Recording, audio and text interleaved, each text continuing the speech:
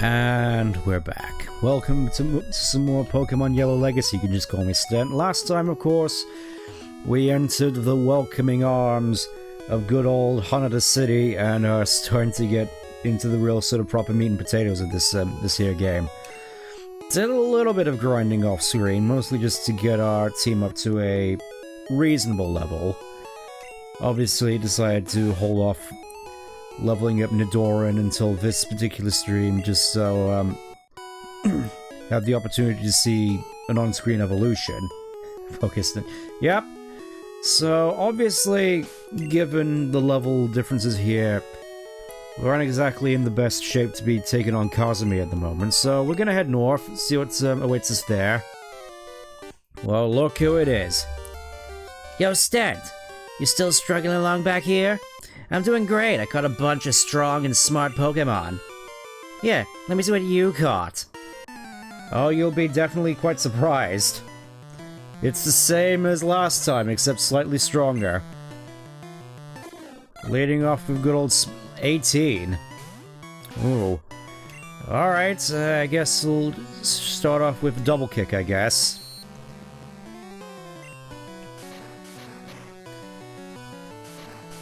I will admit, I can't feel as though at some point I probably should use a Spearow in a playthrough. This is another one of those Pokemon which I've rarely had the opportunity to properly use. Also, very lucky on the low roll there, by the looks of it.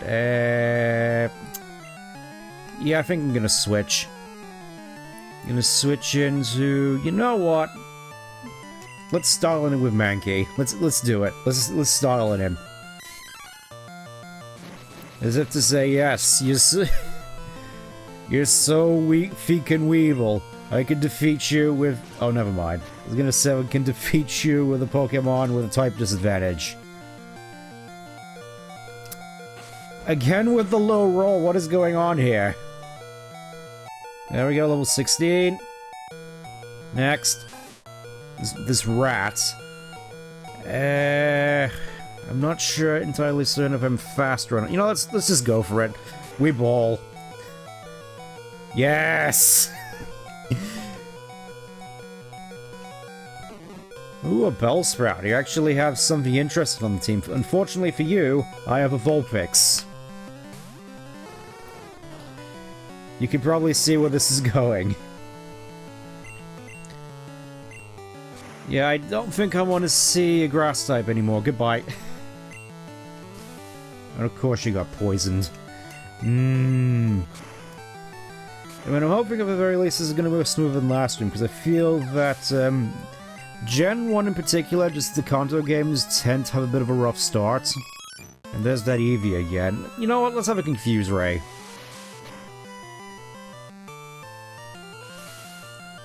It's time to make you suffer. It's time for you to, Yeah, gonna swap into Oddish. Gonna hit you with the Parafusion just to rub salt in the wounds. This is what I think of you in all your antics. You always trying to show me up. How about you enjoy the good old Parafusion? See how you like it for once. It's the Gen 3 special.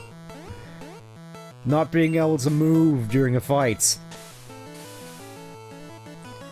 I have no idea why that kept happening during Emerald Legacy, just...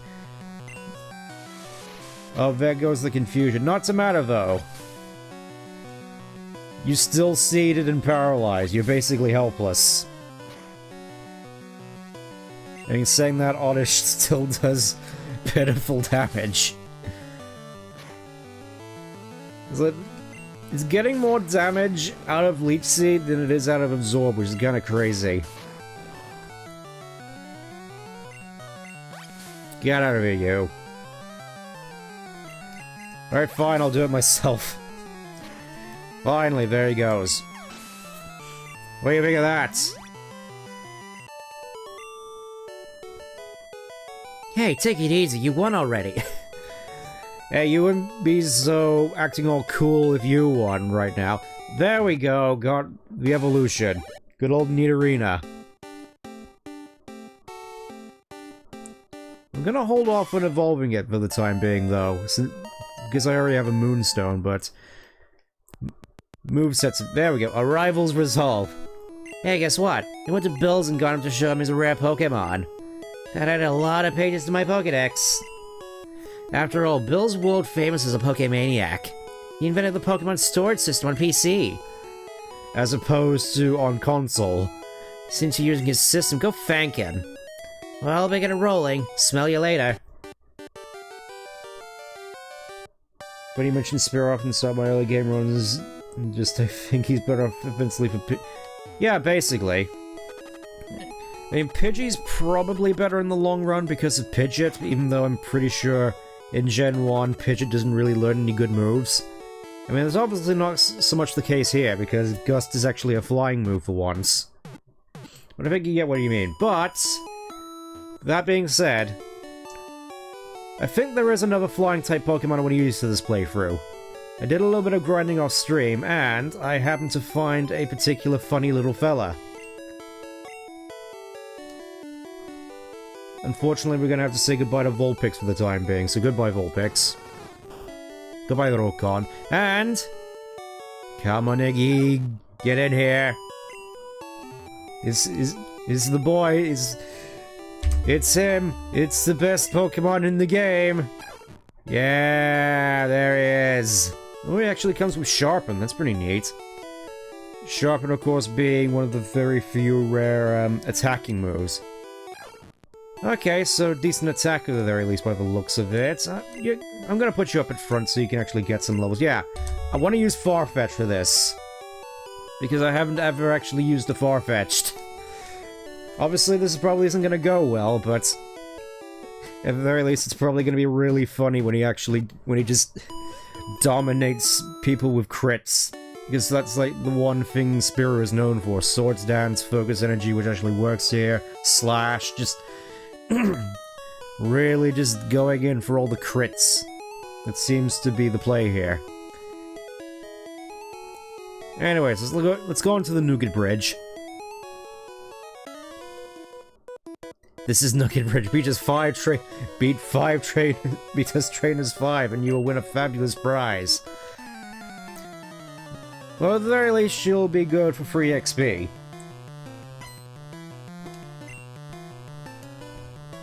Only actually starting off...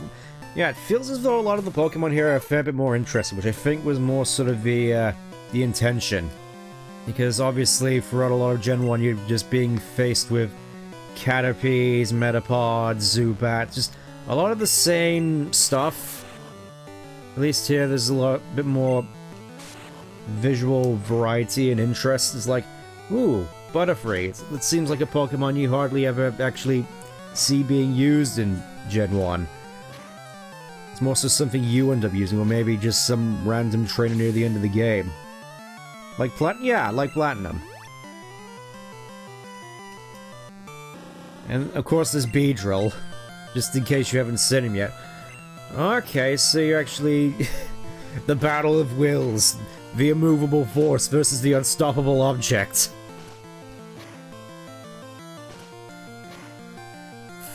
Oh, man. I could have ended you there, man. I could have ended you there. Alright, fine, just take this. Yeah, I don't think it's gonna take too long to level this fella up. Probably do some more training off screen as well. Good stuff.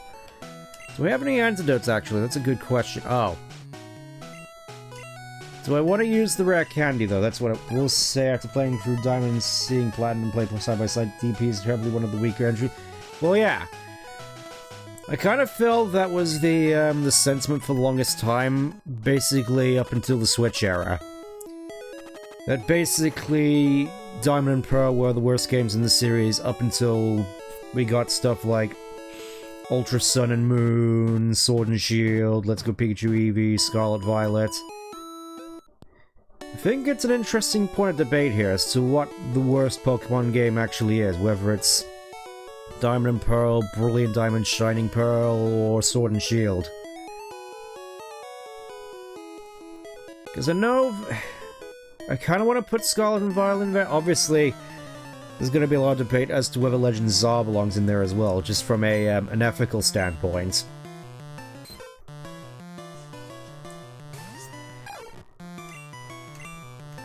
But it's interesting to think about, because it's like Gen 4 was considered the worst Pokemon game back when I was growing up, and now I hear a lot of people saying that Gen 8 were the worst games. Then, of course, Brilliant Diamond, Shining Pearl, which are just Diamond and Pearl again, except with more glitches. It's an interesting thought experiment, if I do say so myself. Oh, you're gonna be like that, are you? Yeah, sleep, needless to say, is very powerful in this game. Which is why you only really see its early game on Jigglypuff.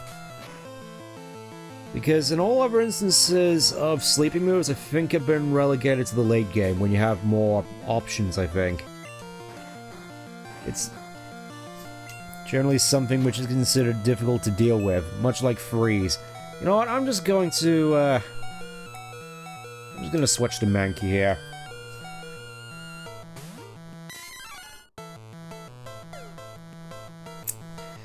Just thinking he's had all this time to put up defense and of course I get a crit. It's like I couldn't have written a better punchline myself. Oddish, here, have a leer. Have a leer. Again with the poison. You know, let's see how powerful Nidorina is now. He's like the powerhouse of the team at the moment.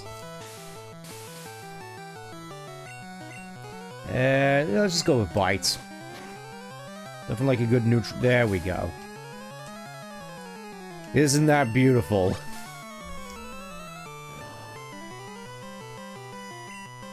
Now please roll high and just end this fight. Never mind, I guess this... Don't you just love self-healing? Okay, goodbye.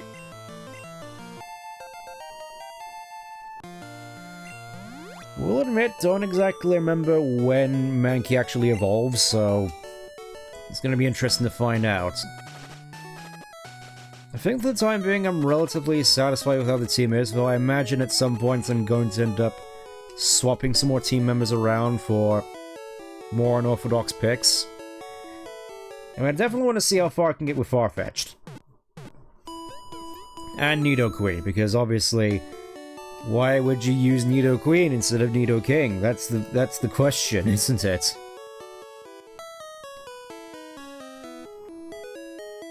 You know, I probably should just pack a whole bunch of antidotes for this. Feels as though I hardly get any actual status restoring items with these.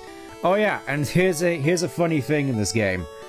Repels have had their price drop to 10 yen basically, which, considering how inexpensive a lot of stuff was in Japan when I went, 10 yen is kind of crazy. It's like, for comparison, most stuff you get in vending machines, like just a bottle of water, a Pepsi, just like a lemonade or an iced coffee, so anywhere between 100 and 200 yen. It's like, they're basically just selling repels for pennies. How are they making their money's worth? Anyways, antidotes. I'm gonna get 5. That seems like it should be enough. Paralyze heals. Tend to play Pokemon fast and loose and I brute force. Yeah, I think that seems to be a sort of commonality I've noticed. Also, what are you doing in the corner there? Repel to keep bugs and weak Pokemon away. Use the strongest Pokemon at the top of the list. I want to talk to you. What are you up to over here? Seeding any rare candy. It's supposed to make Pokemon go up 1 level. It's supposedly quite hazardous for humans, though. Hardly ever packs up like, yeah. Because of course, there's a Pokemon Center there which can heal for free, so why would you? Electrode ignored orders. Yeah, I remember in Fire Red Leaf Green this electrode was replaced with the Slowbro. For some reason. I don't really get it either. Anyways, what is this? Grass and caves handled easily. Bike shop. Let's have a look in the bike shop. Tripped air in a can. Well, that's one way of putting it. These bikes are cool, but they're way expensive. Plain city bike is good enough for me. You can't put a shopping basket on an MTB. Ah yes, whatever an MTB is. I'm guessing a motorbike. I mean, pretty sure you can put a basket on a motorbike. I mean, they do it all the time in Vietnam. And in Japan. Went to a bike shop. We got the bike just for you. A good 1 million, which I'm pretty sure is above the limit you can actually have. Anyways, Nugget Bridge. Enough messing around. Oh, mountain bike. Well, excuse me if it has the same abbreviation as motorbike.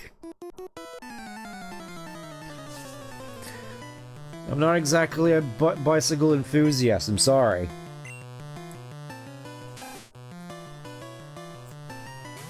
Anyways. Time to get back to beating up rats.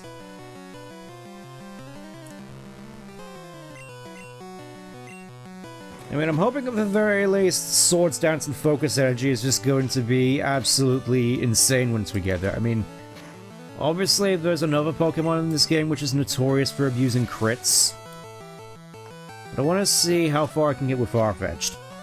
I'm probably going to add that one to the team as well at some point. There we go, good old level 15. Let's... I just realized I don't have a psychic type. I guess, we'll just go into Waggle. We'll just go into Waggle, see what Waggle can do. Hopefully he doesn't get poisoned. Actually, let's have a look at his stats real quick. Okay, I think he'll probably still be better off with Water Gun, so let's just go with that.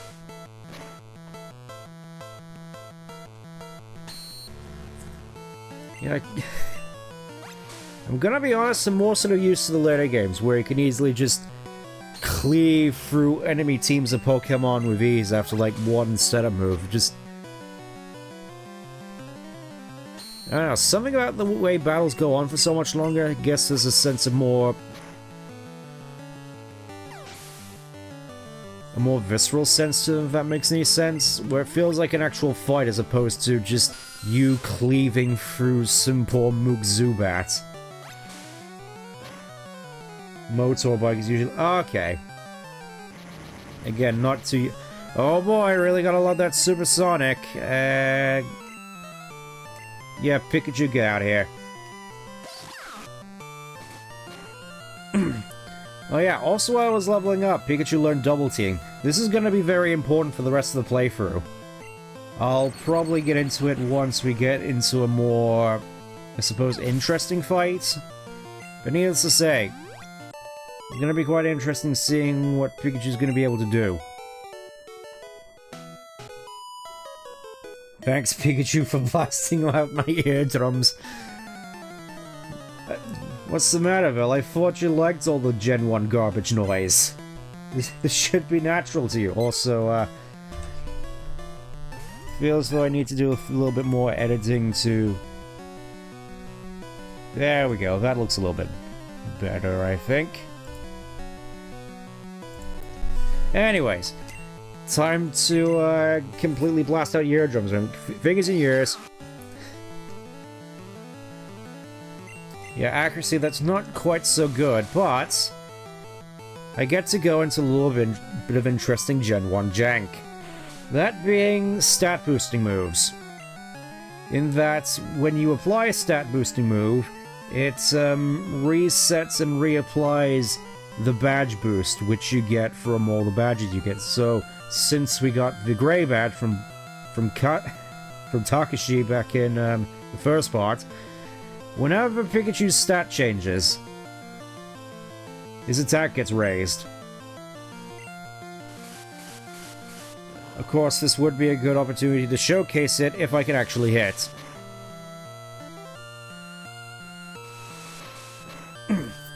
This will probably be a lot more impactful once we actually get to get later on in the game, though, so,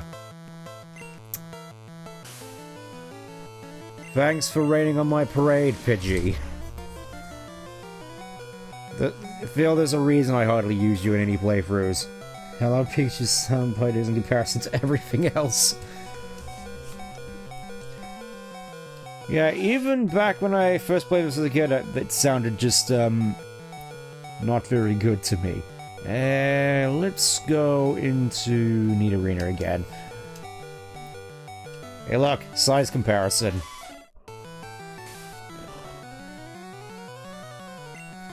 And luckily for me, I don't get poisoned, so I can just do this. You can just continue to bite away, and as it just flails around and tackles helplessly.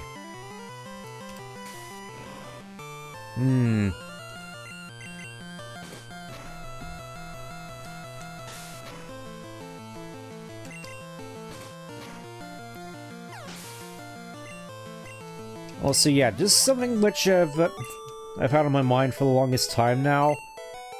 Given the sort of Japanese roots of the Pokemon series, with, of course, the Kanto region, Johto region, etc., I kind of thought it would have been like a funny sort of difficulty modifier if in games like, well, basically every single game past Gen 5 and onwards, you know, basically the ones that don't take place in Japan, like Unova, Galar, Carlos, etc. If all the items cost a whole bunch more money than you'd normally... Basically, if all the items were a lot more expensive because of inflation. I felt that would have been an interesting way to add difficulty, especially to Gen 6. It's just like, yeah, sure, you can... You have a Mega Lucario that can one-shot everything in the game, but at the same time, Pokeballs now cost like... I'm just trying to think what a good conversion rate would be. Let's just say, one Pokeball is like 50 Poke-Euros. Or in other words, just like 10 times as much as it would be in this game, for example. Basically just ridiculously expensive stuff like that. And of course, all the trainers just hand out basically the same amounts of money, if not less so. Because of course they need to afford rent, and goods and services, and that sort of thing. So naturally you just have a whole bunch of less money to work with. I mean, obviously that would be annoying, but at the same time, I personally would find it kind of... Also, yeah.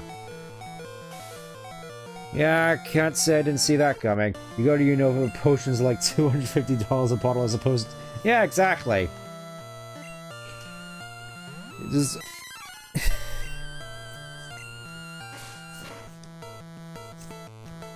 Just everything is so much more expensive.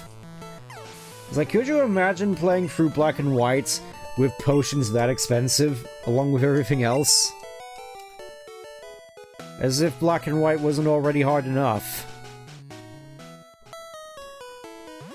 At least I remember Black and White being like the hardest Pokemon games, which aren't like, side stuff like Colosseum and Gale of Darkness.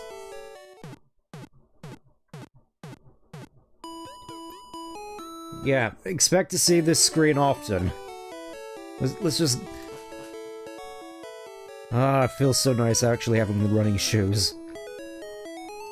It's like I'm super used to just traveling around at this rate during Gen 1, so being able to just power ahead like this is just so satisfying. Oh, we already beat them all. Congratulations, you beat our contest trainers. You just earned a fabulous prize, received a Nugget. So, fun fact about Nuggets. I'm fairly certain in Japanese they're basically just called golden balls. Or Kintama, which is... I think is more so just a funny in-joke. Okay, they're called gold orbs as opposed to golden balls, which, basically Kintama, or golden ball, is essentially the Japanese equivalent of the term family jewels. So it's a bit of a funny joke there. By the way, would you like to join Team Rocket? You know, I've played for this game a whole bunch of times, so, you know, let's see what happens. We're a group dedicated to... Oh. Well, you're not exactly good at the sales pitch, are you? It's like, you could have said we're dedicated to launching a globe-trotting enterprise using Pokemon, as opposed to just straight-up evil. I mean, you probably do great in British politics, but aside from that, just, enough about that. Let's just throw down. As it just brings a whip out of nowhere. Admittedly... Shh. Oh yeah, I just realized using Sharpen means I also applied the badge boost again, so, technically speaking, Farfetch'd to be doing a lot more damage. Also, fun fact, in order to make Pikachu a lot more viable throughout the playthrough, the badge boost operates differently for Pikachu, in which I think the normal badge boost is like 12.5% to their respective stats once you get it. For Pikachu, it's boosted up to 25. Sends the group dedicated to evil bits. Well, you never know. Do you like the idea of Team Rocket being a sort of Yakuza force of peace trying to keep... Oh yes, the Y people, as they call them over there. You're not supposed to mention them, otherwise you'll lose your thumbs. Some sort of Y force of people keeping peacekeeping force to keep your town safe from wild Pokemon. Like a sort of protection racket. I can see that. With your ability, you can become a top leader in Team Rocket. But the game won't let me, so how about no? I should release my Charmander because it's weak. If you want it, it's yours. Well, okay, there's Charmander, I suppose. Gonna rename it for later. We're not gonna be using Charmander this time around.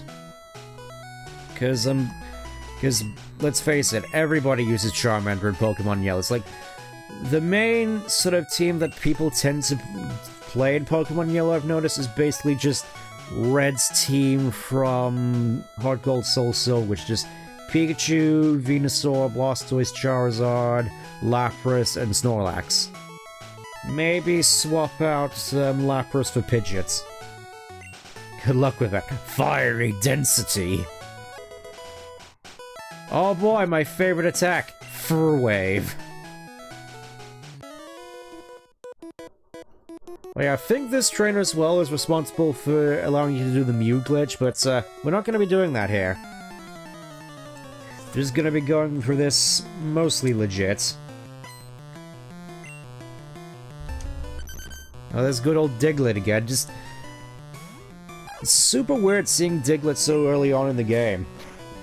Because given how incompetent Team Rocket is normally, I can't imagine a police force with Pokemon of their own having any trouble.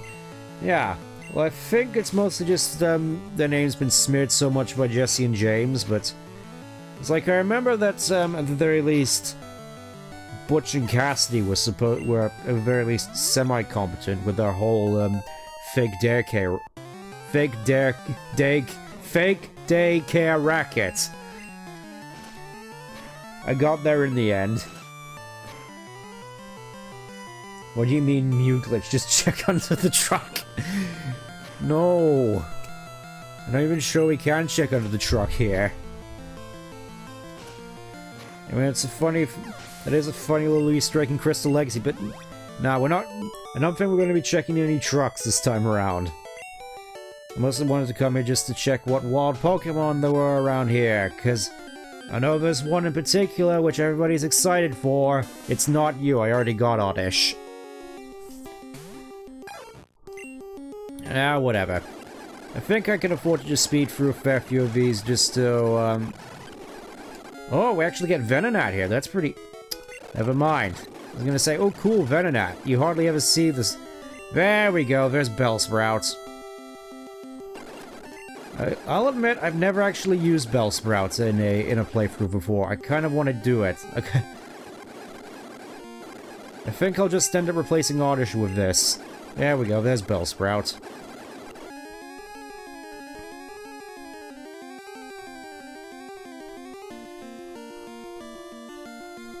In celebration of it actually getting a Mega in Legend Czar.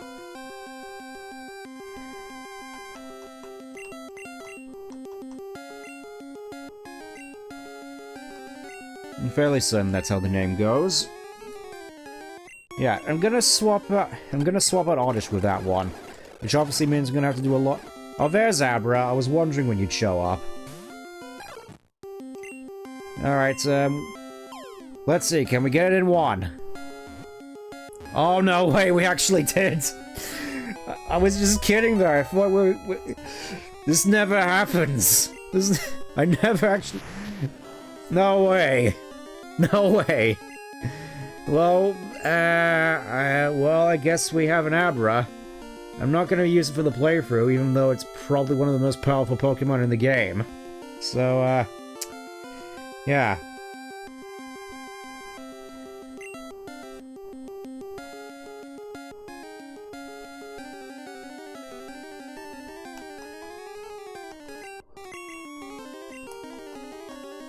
Knowing my luck, this thing probably has like a 0 in its special DV, but whatever, we got Abra. That's the main thing I was aiming for, so we're just gonna wind all the way down here again and get Bellsprout. Because I want to use Victreebel.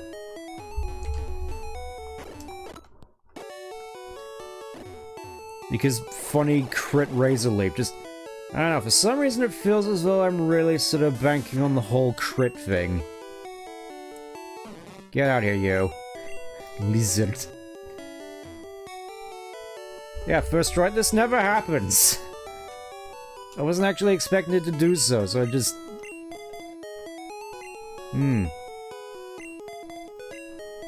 Yeah, I'm happy with that little exchange.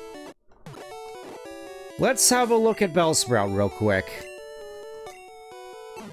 Okay, pretty good stats. Growth and... Oh, that's actually pretty neat, actually. Growth is like one of the only special attack boosting moves in the game, so obviously I'm gonna keep that. And Vine Whip, well...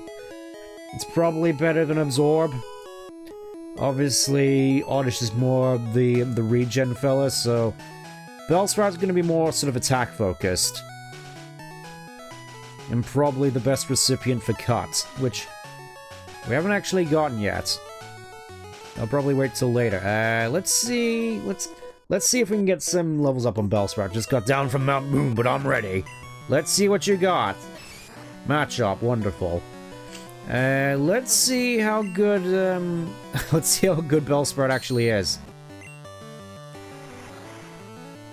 Obviously going for the growth. Vine Whip. Let's see how good... Oh, Focus Energy. It actually works this time around.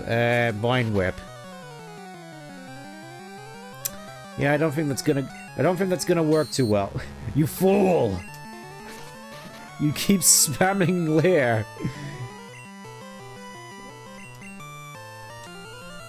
When I can easily just switch out. And now all those stat drops worth enough. Oh no. Oh, I miscalculated. I did the calculations, but I'm bad at math. Just water gun real quick. Get out of here.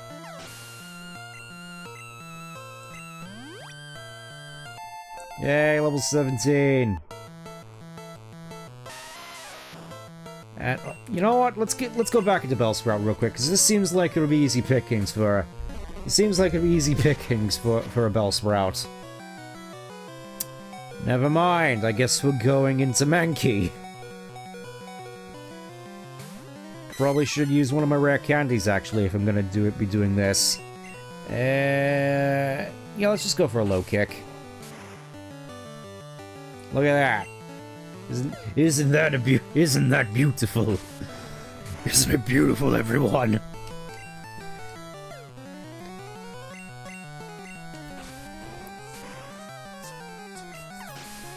I'm gonna be honest, I'm not 100% certain as to whether I still want to keep using Mankey throughout the playthrough. I mean, obviously, I'm gonna keep using it at the very least until it evolves into Primate, but beyond that, I do definitely want to use a fighting type for this, just not sure which one. Because I could stick with Primate, but at the same time, it's like we have options. I could go with Hitmonchan because it's had its stats reworked. I could go with Machamp, you know, the king of Gen 2. The All-Star Snorlax counter, I could go with him. I don't know, we'll see what we feel like. We'll see how it goes, because... You know what, maybe the Champ is probably a better choice to go with, just to showcase a fair few other things with this whole Romhack.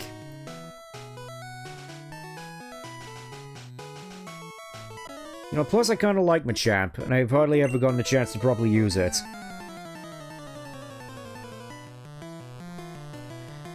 I mean, come on, surely Bellsprout can deal with a rat. Apparently not. Well, that's a shame. Yeah, we'll just switch back into Mankey. Be gone.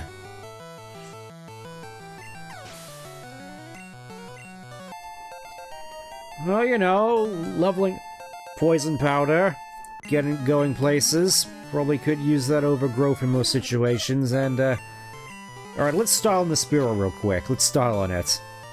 Yeah, with the crit. Yeah, it feels as though the team is actually starting to come together a little bit. Probably should have brought some potion. Oh, actually, I did bring a potion. Excellent. Okay, surely Bellsprout can deal with you. You're going to Bills first, let's fight! Alright. You really all love your fighting here, just... There we go, I'm fairly... Oh, level 18. Oh no, poison powder? Okay, I could probably land another hit after this, so... Aha, you fool!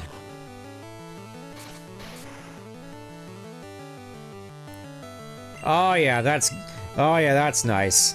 That's nice.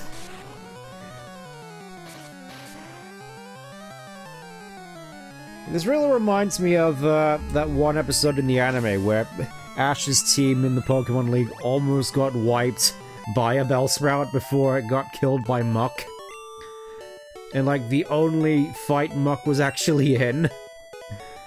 It's kind of wild that they went that direction, actually. Took me to a great party on the St. Anne in Vermilion City. Good old Vermilion City. Probably thinking I should probably be putting some more levels on Pikachu, actually. Yeah, this is a good opportunity. Here's a good opportunity. Let's swap into Pikachu and get some leveling. Get some leveling done. I mean, obviously Slowpoke here for yellow veterans is obviously part of the Mew glitch I was mentioning earlier. We had to use Growl on this thing like 6 times before you defeat it in order to affect the code in such a way that Mew will spawn if you let it. That is, of course, if you are going for the Mew glitch, which we aren't. There's a whole bunch of glitches, actually, which I remember wholeheartedly from Yellow. The main one, obviously, being able to get a level 100 Nidoking or Gengar right at the start in Viridian Forest. Obviously, probably not the best thing to do in the long term, because, of course, you miss out on stat experience, but still. Is this the funny thing to have a level 100 Nidoking before Brock? Oh, hey, Wigglytuff! I'm back, mate! I'm back, fellas! I'm back from the store!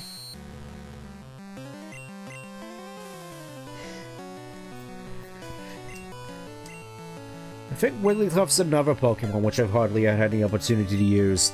Because, again, why would you? I mean, saying that, I do quite like Wigglytuff's sprite here. It's cute. It's endearing. Also, he hurts like a mother fluffer. Kill Master got lost. Hey, friend, have you seen Shadows? I was told you I would meet him here by the lake. And you know it's bad when I default to that voice every time I see this fella now. Yeah, that's it. I can just whittle you down eventually, Wigglytuff, because unlike in Mystery Dungeon, here, you're not invincible.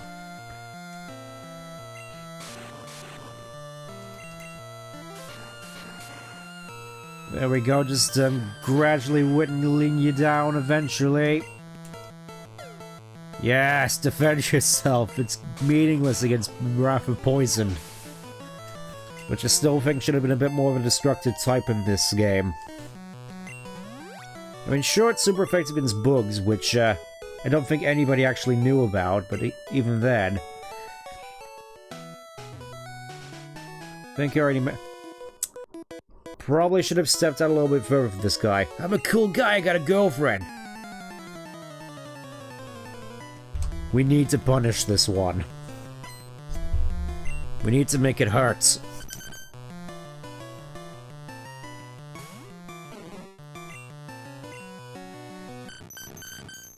You fool. You thought that would affect me?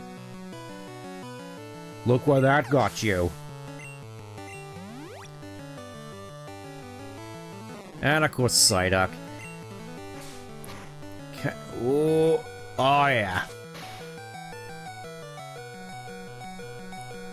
Yeah, that's good. Let's swap back into Pikachu.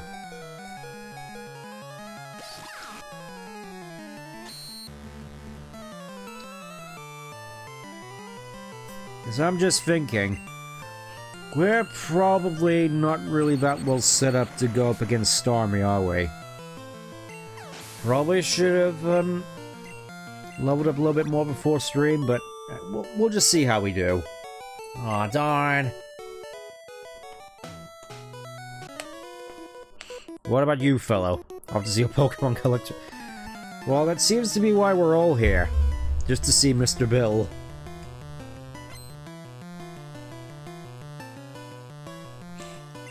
Or I remember sounding really weird in the anime and wearing a Kabuto costume.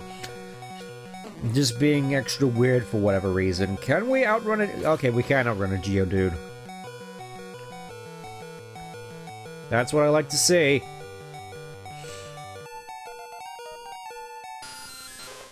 Oh no, hey, more free XP for Pikachu. Let's have a look at... Let's look how we fare with these guys.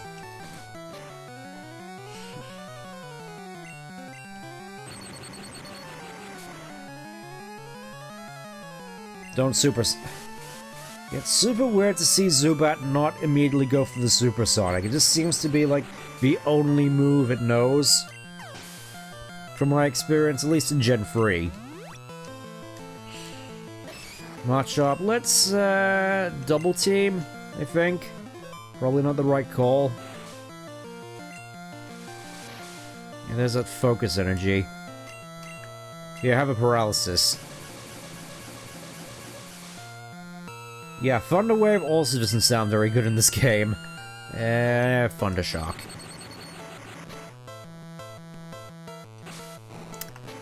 Don't crit, please. Oh. Yeah, I think I'm gonna swap. I'm gonna switch out to Farfetch'd.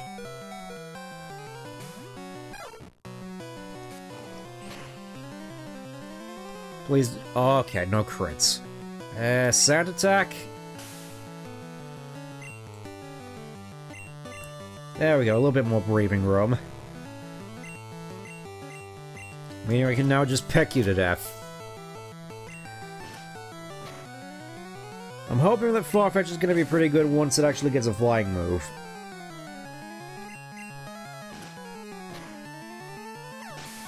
Down you go. There we go, level 17. And, yeah, just gonna swap into Poliwag for this. I'm kinda curious as to... I'm wondering as to what water-type Pokemon I want to use for the playthrough, actually, because I could stick with Poliwrath, considering I hardly ever use it, but at the same time, part of me actually wants to swap over to using Golduck, because I hardly ever use Golduck. Which is funny because it's like arguably the worst water type in the game, just in the sense of why would you use this when you have all these other options? I don't know, though. This seems like it'll be a fun option to use. What? Yeah, I'm just thinking. Don't mind me.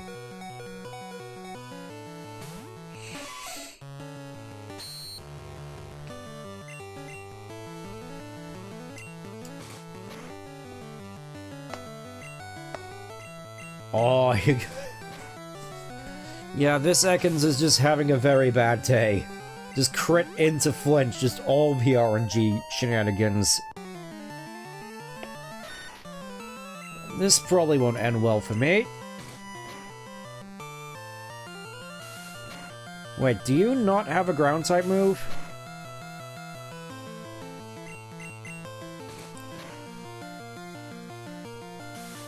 I could have sworn you did have one of what... I suppose you would be using it if you did, though. So, yeah, let's just keep on going, I suppose. Okay, I'm gonna switch. Here, more fodder for my Poliwag. Enjoy. Oh, now... It's like, as soon as I switch, then you use the ground-type move. Screw you.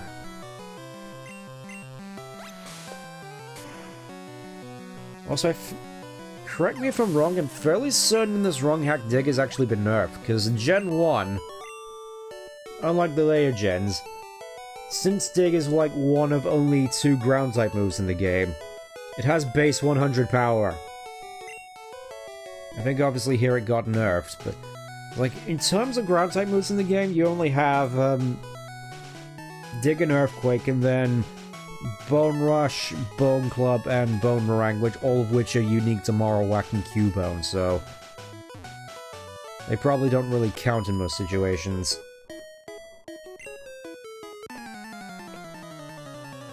I don't want to use Marowak. There's a whole bunch of Pokemon I just want to use.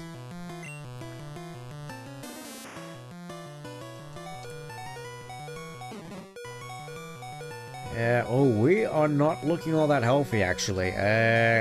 Far-fetched, I guess?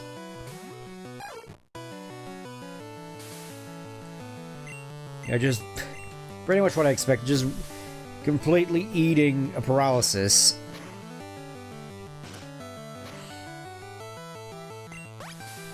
Yeah, I think I'm gonna switch out. Mankey. Mankey's at full health. Let's see what the Mankey can do. Well, at least I can't get paralyzed like this. Leer, I think. Yeah, a little bit going up against Oddishes is kind of, oh.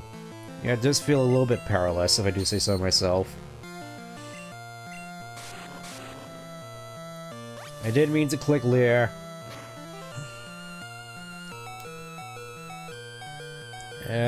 Fury Swipe.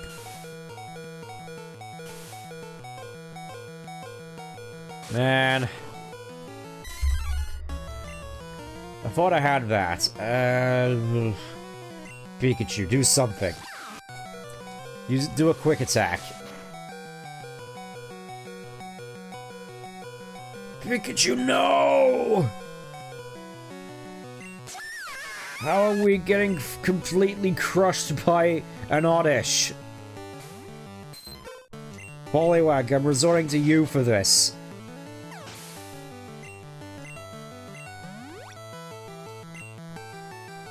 And that was only his first. Ah.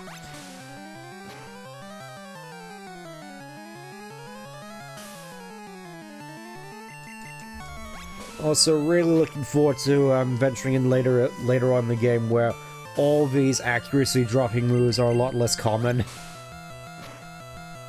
It's like you really gotta love those early game sand attacks. Yeah, I'm just gonna switch. Yes, Nidorina, do something against this sand attack spamming son of a gun.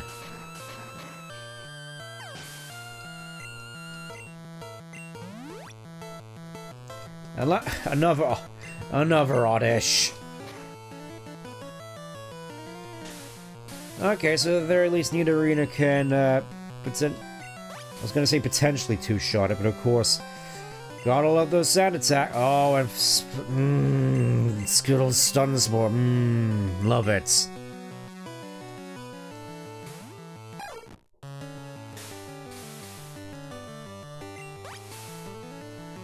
I think best play here was just to, do nothing, I suppose. I was gonna say, oh! Well, there we go, Leer absorb obviously doing no damage. Yeah, just gonna go back into Poliwag. Obviously this isn't gonna end well.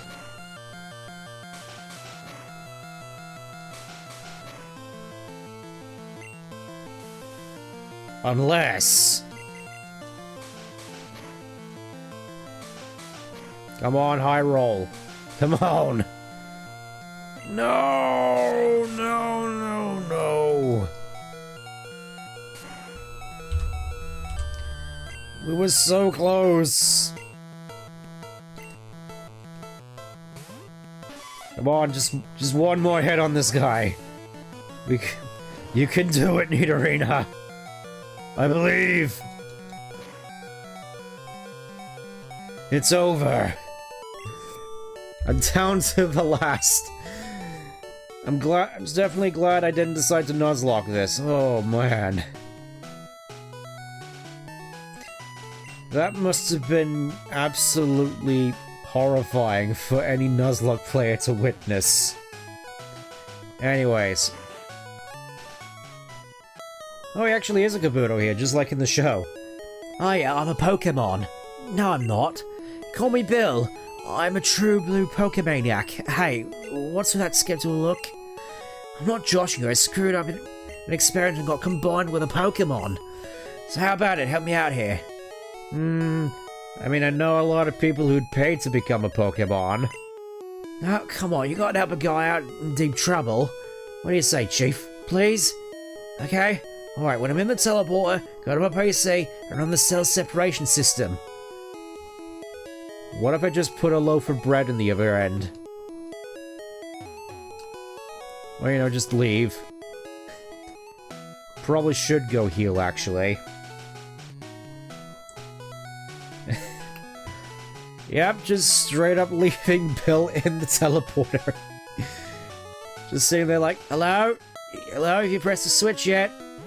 Why don't we have the door closing? Hello? I don't think I can actually get out of here without your help.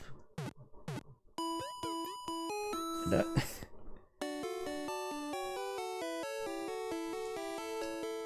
Okay, how's Pikachu doing? Completely neutral. Alright, let's venture back up to the cottage. No more messing around. Just completely light speed skeet my way over there. Alright.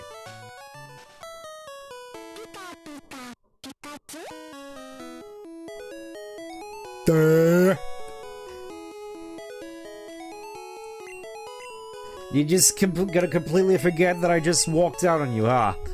Alright, alright, let's just get this over with. Again though, Kabuto, it being Kabuto has a pretty nice touch.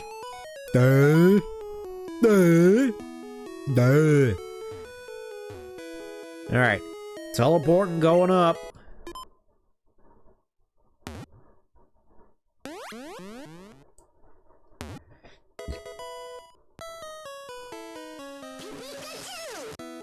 Surprised Pikachu face! Yeehaw, thanks bud, I owe you one. Decided to come to see my Pokemon collection. You didn't? Oh, that's a bummer. Oh, I gotta thank you. Oh, here, maybe this'll do. There we go, now we can get the SS ticket. The ticket to victory. That cruise ship St. Anne is in Vermilion City. Its passengers are still all trainers. They invited me to the party, but I can't stand fancy dudes. Why don't you go instead of me? Just witness a horrifying thing, exactly.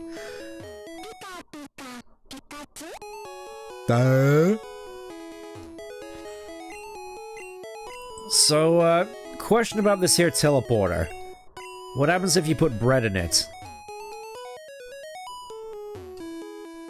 Okay, you got nothing to say about teleporting bread, alright.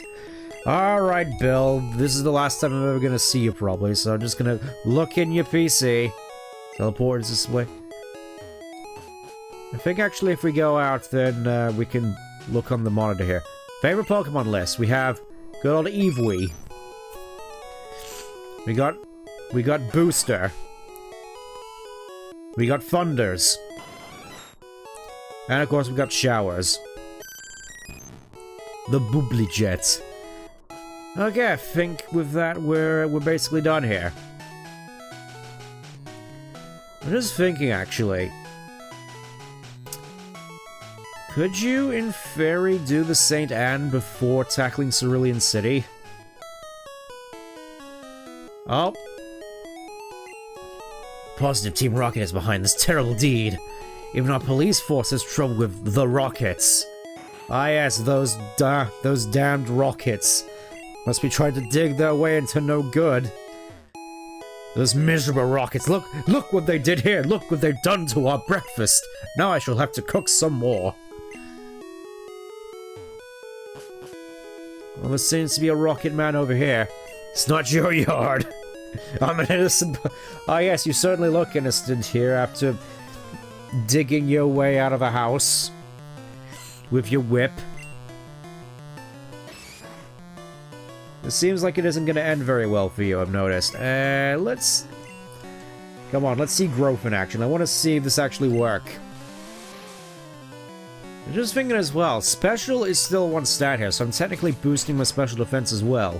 Growth is basically just Calm Mind. So I basically just have a Calm Mind Sweeper Bellsprout, basically, which is kind of weird to think about.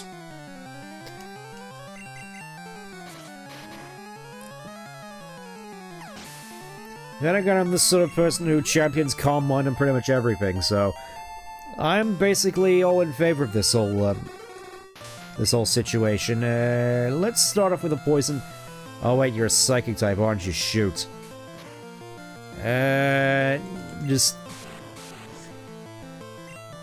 Just gonna try my luck here and hope you don't have a psychic move. Okay, in terms of Hypnosis is your one psychic move. Okay, I think I can live with that. I've been bamboozled.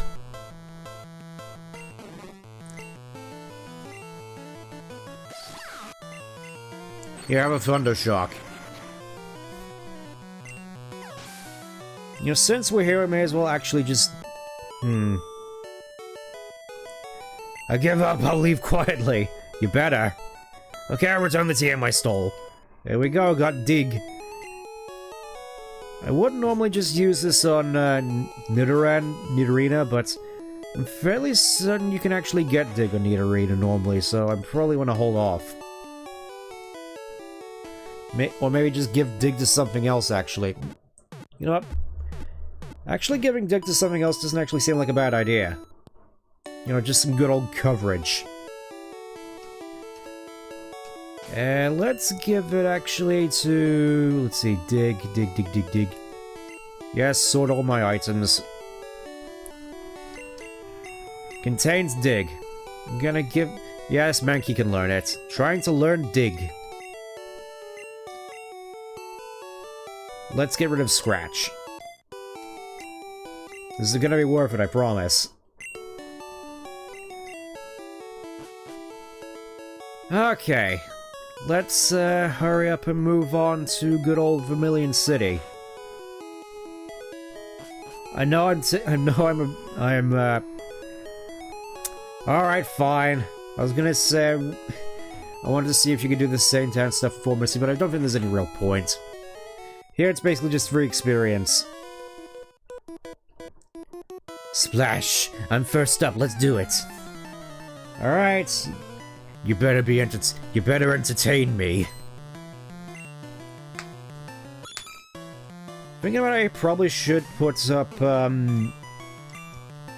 probably should have Pikachu on point, actually, just so it gets the most experience. I don't know, we'll see how this goes. We'll see how Bellsprout performs against the Horsey. who for some reason at this level still has Bubble. Like, Smokescreen's annoying, yeah, but... not Water Gun? It's like... Bubble? Okay, you do have Water Gun. I was gonna say, Bubble really only exists as a means for balancing the Brock fight. For you to have it in any other instance outside that is kind of pathetic. Also, can I please just hit you? I need the experience. Please. Please. Alright, fine. If you're gonna be... there we go. And there's good old shoulder. I'm gonna switch out. Because Pikachu needs the experience.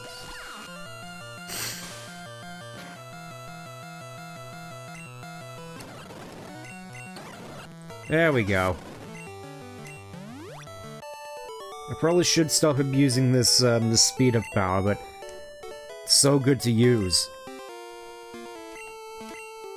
Okay, let's just, swap in Pikachu for this next fight. And look at that! Misty actually has a unique sprite here.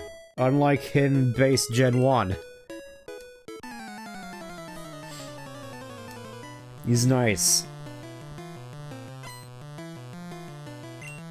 Alright, let's see what you got. Oh, yeah. I think this is probably a reference to the anime as well, where Misty's sisters just have a singles feel. With all their Pokemon, so... I'm guessing it's a reference to that? I'm guessing. Also, yeah, that's a lot less damage than I was anticipating, actually. And... surely you had no something else other than... okay, there it is. I was gonna say, surely you have something else that isn't Growl. Like the Pikachu's Chucky sound like he's exploding every time it's... yeah, exactly. It's part of the Gen 1 experience.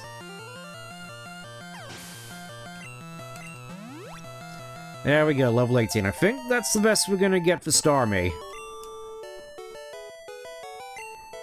Yeah, needless to say, the Starmie worries me greatly. More so than me constantly flubbing between English and Japanese names for all this stuff. It's like, I wanted to do a bit since I came back from Japan, but it's just... muscle memory.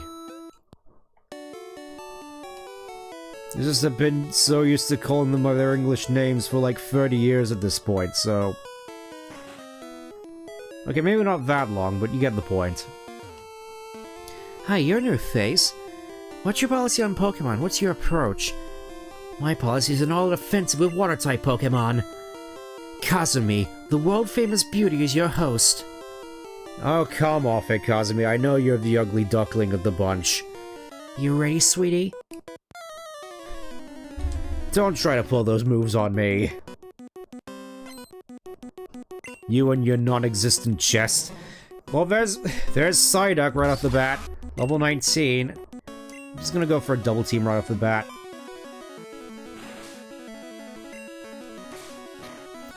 Mostly just for the stat boosts. Hopefully Thundershock will still do something here.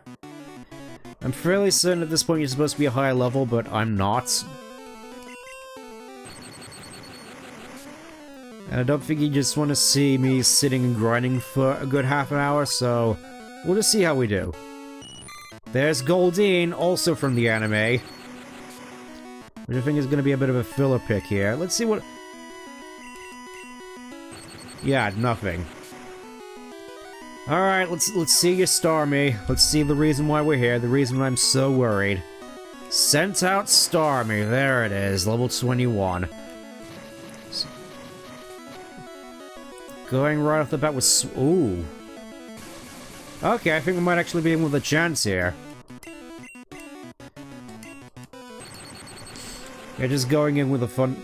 Yeah, Thunderwear just seems like the obvious play here. Let's actually... I'm gonna risk it. I'm gonna switch into Bellsprout. And just let it clean up. Because it just seems to be, spamming... Oh, no. Yeah, I was thinking Bellsprout could withstand one of those attacks, but I guess not. Sorry, Bellsprout. Let's send... You know what? Far-fetched. I'm fairly certain I could withstand a couple of Swifts.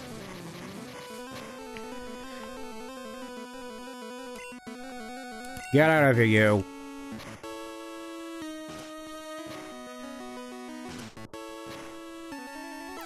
There we go. That's Kazumi. That's the second gym. Level 19. Level 18. Trying to learn... Oh, finally. Finally, we get a flying type move. Get out of here, Sand Attack. Be gone. Learn Wing Attack. I can't believe I lost. Alright, you can have the blue badge to show you beat me. Got the blue badge. Makes all Pokemon up to level 30 obey. That includes even outsiders. There's more, you can now even use Cut anytime. You can cut down small bushes to open new paths. You can also have my favorite TM. Beam. Use it on aquatic Pokemon. Or, you know, you could just teach it to Persian. Tidal Terror. Okay, and with that, let's move on to the southern route. Well, there's another Pokemon I want to pick up on this particular route. Feel as though we're gonna end up with quite an eclectic team here. Who knows, maybe I'll probably even end up not using a water-type Pokemon at all, which is, I know, is kind of blasphemous for a Gen 1 run. We'll see, though. Because there's one Pokemon here I want to catch. One Pokemon you can get on the... Again, you'll have to apologize for me abusing speed up here. I want to keep a good pace on the whole streaming front, and would rather not waste a whole bunch of time trying to get an encounter which one. There we go, there's Meowth. This is the guy I'm looking for. This is the guy I want to add to the team. I know that it's technically a bit of a meta pick when it comes to Gen 2, but I want to use it. There we go, there's Meowth. Which, I think, funnily enough, isn't actually available in normal Pokemon Yellow. Could be wrong, but I'm fairly certain when it comes to Pokemon you can't get in Yellow. It's basically all the Team Rocket Pokemon. You can't get Ekans, you can't get Coughing, you can't get Meowth. Which I do think is kind of funny. Yeah, let's add Nyarf. Won't hold any more Pokemon. Alright, let's head back and sort that out.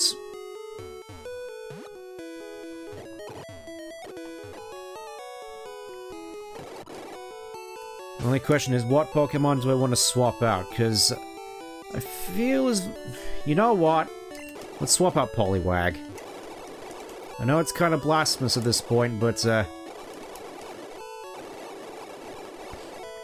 feel as though we don't really have any room on here for anything that isn't Meow, so I guess we're just going to have to do that. Welcome aboard! I'm immediately going to teach you Bubble Beam. Blah, blah, blah, blah. Oh, Nidorina can also teach. Okay. There. Have a bubble beam. And let's see, and look.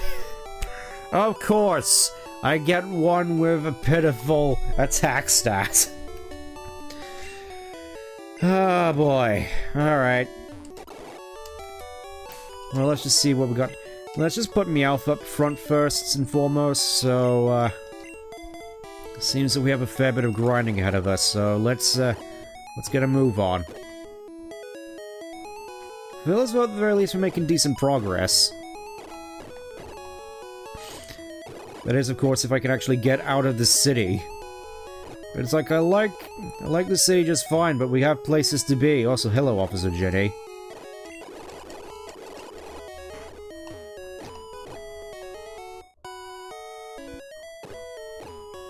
Okay, let's see what else we can find on this route. Never mind. Oh yeah, that's right. Run a daycare. Which I don't think anyone actually uses. Funnily enough. Regardless, though, we have places to be. Do you have a Cubo and want to trade it for my Machoke? That's actually a pretty good trade as far as I'm aware, considering it basically evolves as soon as you trade it. Because there's no Everstone in this game, unlike that one trade in Gen 4. Where you have that one girl that offers you a Haunter. Which is holding an Everstone just because Game Freak hates you. Doing this out of love, leave me alone! Alright, let's see what you got. I think still fear... Oh wait, what am I talking about? We have Bite.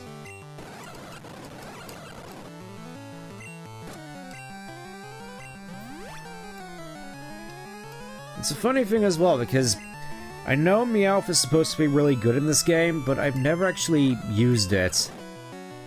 Again, it feels like one of those sort of kids, whenever I play Gen 1, just sort of stuck with the standard ones. Oh, there's Cubone. Here, have a Bubble Beam. Which also sounds just like hot garbage in this game. Yeah, I kind of forgot Cubone's hits very hard. Vine Whip.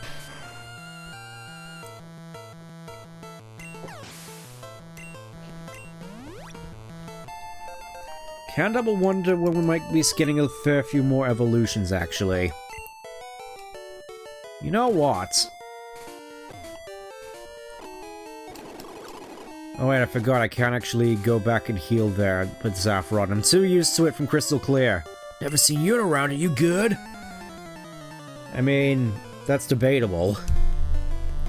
Regardless, let's see what you got. Let's see what you got. Let's make this interesting for me. Oh, Venonat. Okay. Gonna swap into... You know what, let's swap into Farfetch'd. Because obviously it's a Book type.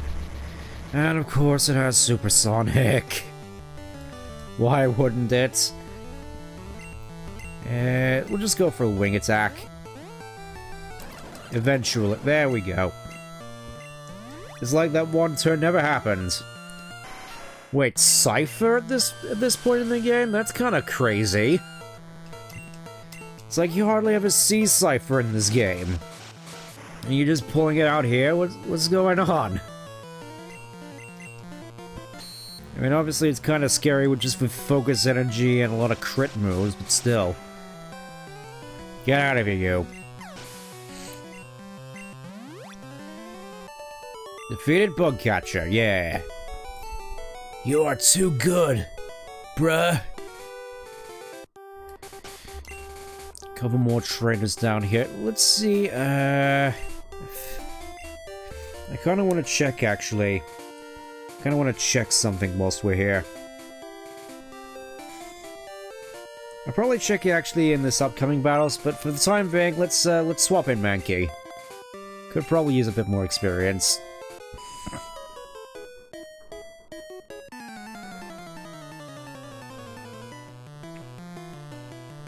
Mostly just because I'm banking on it doing powerful dig attacks.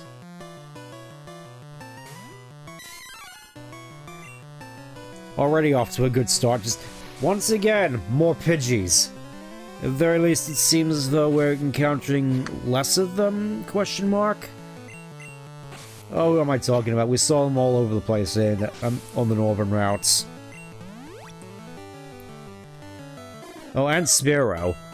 Let's see if you actually have a flying type move for once, Spearow. Nope, just still going at it with Fury Attack. I'm trying to look into some learn sets real quick. Like, oh yeah, I just remembered that Farfetch's stats have actually been buffed across the board. It now has plus 10 in all its stats compared to vanilla, just so it is actually decent. Should be interesting using it.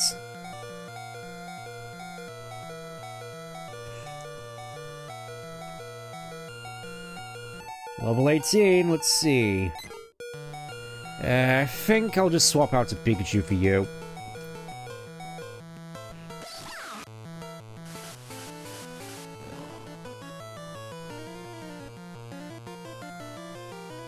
Okay, I think that's what I'm looking for. I'm looking for stuff to do with, level up learn. I'm looking for stuff which applies to Nidorina. Roll, tackle, scratch, poison, stink, bite, double kick, headbutt. Okay, level 24. I gotta wait till level 24. At that point, Nidorina actually learns Dig. Which is kinda nuts, actually, now that I think about it. Sandslash gets Earthquake at 30? Wow. You know, needless to say, the movesets in this game have been fairly improved compared to Gen 1, where a lot of Pokemon just didn't get any stab moves leveling up.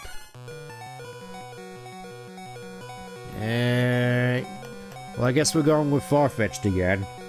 Let's have a look at Farfetch. Let's see what Farfetch can do. If I can find it in here. Fairly certain it's down towards more sort of the lower end of the okay, we got Peck, Sand Attack, Leer, Sharpen, Fury Attack, Wing Attack, Slash at 23, which obviously is the goal here. Sword Attack at 28, Drill Peck, Agility, no Focus Energy though, which I kind of feel is a missed opportunity, because I'm fairly certain that Farfetch'd, at least historically, has been more known for crit antics. I think that's more so just Gen 3 though with the stick, where for some reason they just decided to give Farfetch'd its own unique held item to improve its crit rate. Not only that, they gave one to Chansey as well, which, why would you ever want to improve your Chansey's crit rate over health regen? Or, you know, just Eviolite or heavy duty boots, but no, Lucky Punch. It's like that high crit rates Chansey is definitely gonna make all the difference in the world in a match.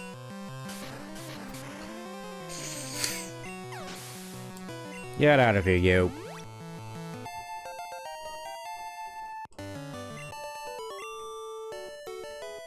It still feels as though I'm really quite behind on levels. I'm probably gonna have to change that at some point. Anyways, Vermilion City, we're here. Just realized that there's something I forgot in Cerulean City, actually, so I think we should... Me and my forgetfulness, there's something else I forgot to do, and... Actually, now that we're here, I should probably get the bike voucher first. You know, since we're here.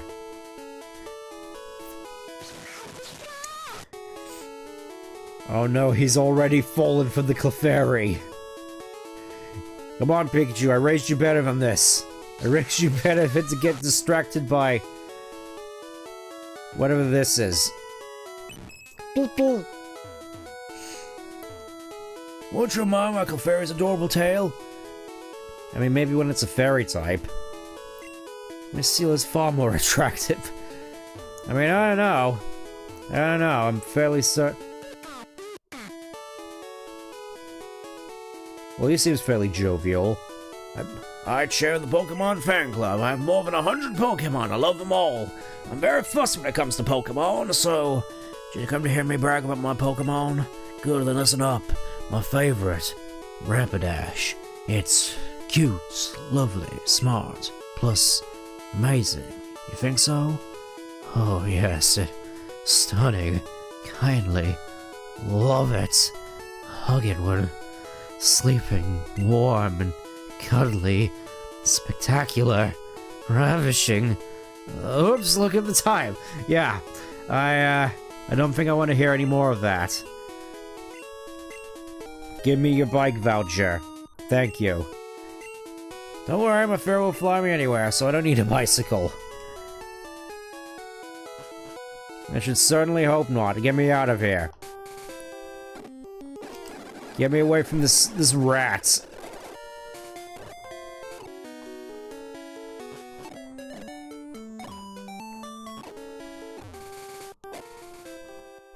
Yeah, needless to say, I feel this is a power which is so easy and tempting to abuse. I can't help it. The tomboyish mermaid. Or as we call in the trade, the mean girl mermaid. Anyways. Well, take care of injured Pokemon. I nursed this Bulbasaur back to health. He needs a good trainer to take care of it now.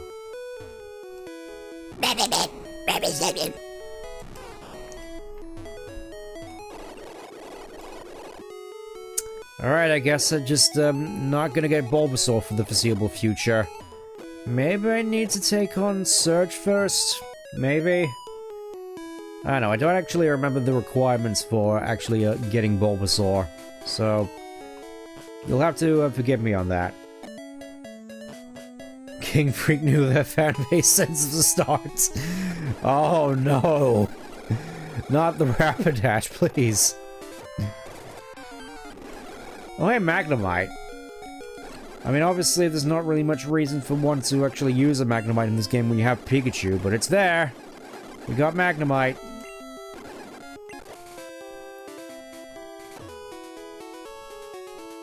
Again, though, just Pikachu is here, and you're pretty much...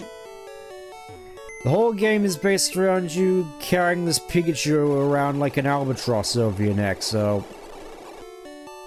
Naturally, you're just gonna stick with the little electric rat and not use anything else. Be careful about pollution. We've heard grime multiplies to toxic sludge. Yep, the St. Anne. That's our next destination. Probably should buy some more potions. Because I think we're gonna be on there for a little bit. Oh, the super potions. Daring today, aren't we? Revive, repel, and... some more Pokeballs. More. Okay, I think that will do. I'm fairly certain there was a trade in here for Farfetch back in the day. In my Pidgeottify, I learned a Saffron in the north. Or at least I'm fairly certain there was one house in here with a trade. Maybe it was this one? HMs are really important. You should keep them on you at all times.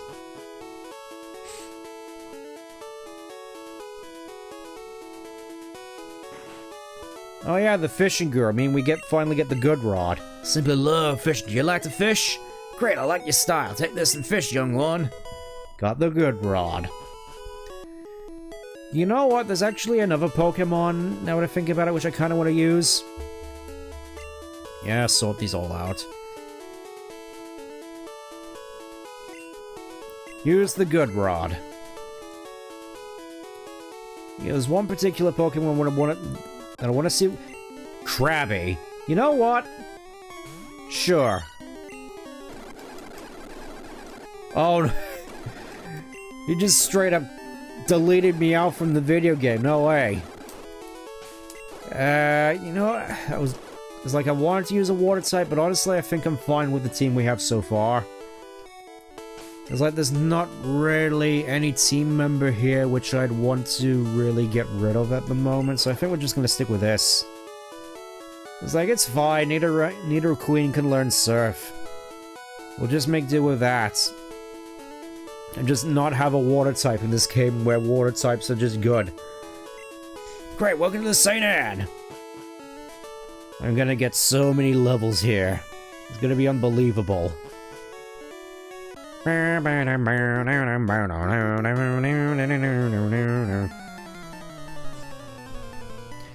Yeah, this one track, especially in the Gen 1 sound font, is such an earworm to me. Ooh, Growlithe. I have a Bubble Beam.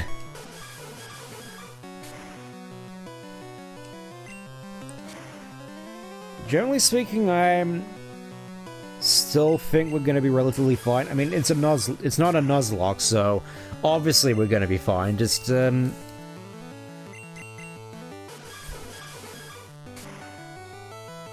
generally figure that less optimal picks are gonna make for a more interesting experience. I'm sure you understand that.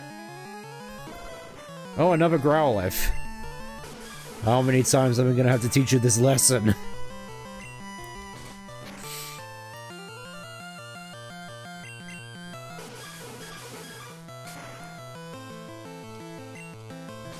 Now, it's gonna be fairly interesting seeing what crazy moveset I could potentially get on Meow, because obviously it can learn Thunderbolt. That's probably all you really need in hindsight.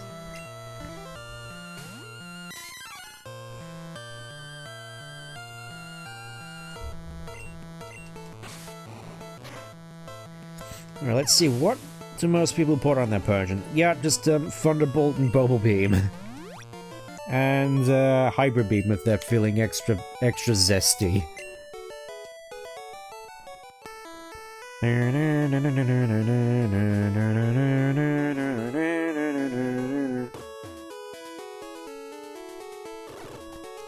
Yeah, obviously I want to keep using a lot of... Expect to see this a lot, just me going back and forth between the Pokemon Center, because that's how I usually play these things. I know it's not exactly the most interesting, but still. I feel as though this is how most people tend to play the game, actually. Let's see what's down here, in these cabins. Ooh. My buddy Marchuk is super strong. He's enough strength to move big rocks. And he actually has an overworld sprite. It's like I could just feel the immersion. My sailor's pride is at stake. What kind of steak? Chicken fried? Outback? Pan-seared? That was a terrible joke, I'm sorry. I think I can afford another bite here. Oh, you're true. That's bait. That's bait if I ever did see it. Bellsprout. Yeah, you can see... It does seem kind of obvious that I'm underleveled here, actually, now that I think about it.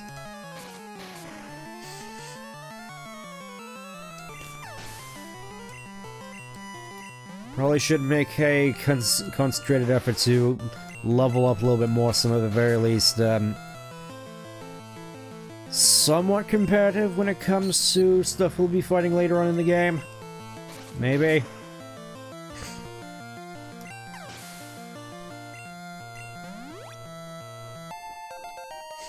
Still waiting out for any interesting evolutions. Pikachu.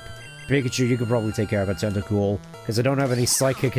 I don't have any psychic types on my team. This is awful. I mean, obviously that's sort of the point, but still.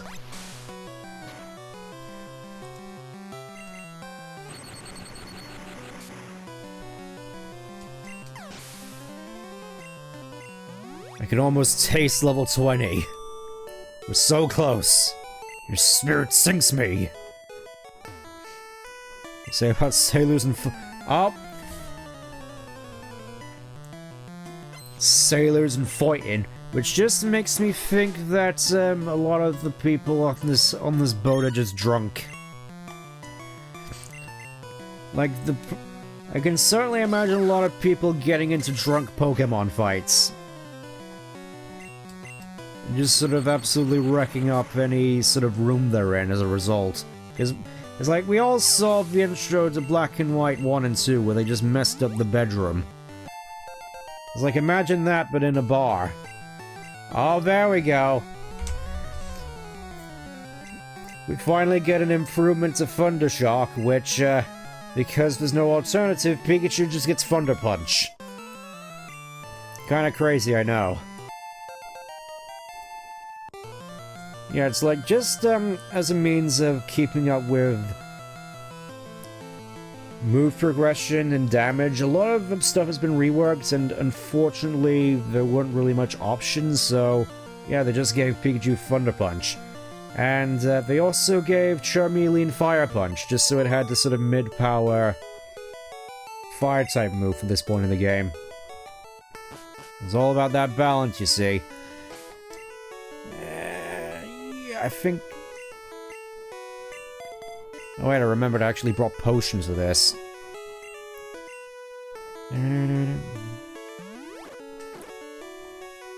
More specifically, super potions, because that's the only thing that's going to be usable at this point. Like, where are you going with this? Where are you going with... What do you mean you like feisty kids like me? Stay away from me, man. Get your horsey away from me. What are you doing with it?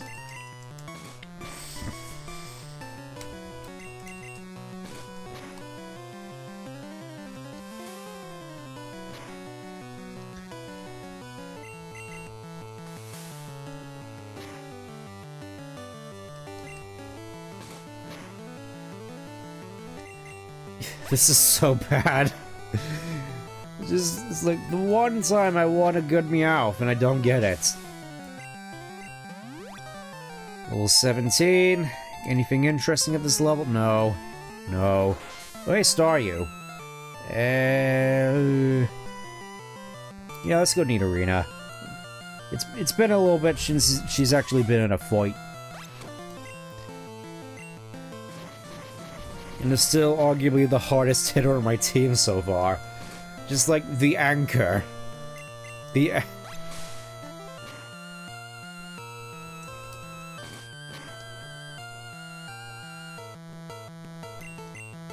one more.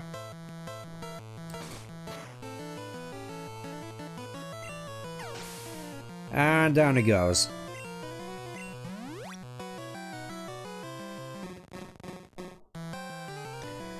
Krabby, what can I do to you? No, oh yeah, Bellsprout. I keep forgetting that I have something else other than Pikachu which can handle water types on this team. I mean, obviously I feel Victory Bell is going to be kind of pivotal, at least as a means of covering Pikachu's weaknesses. I.e. ground. Lost it! Ooh, an ether, nice. I could probably sell that. Our sailors have Pokemon too!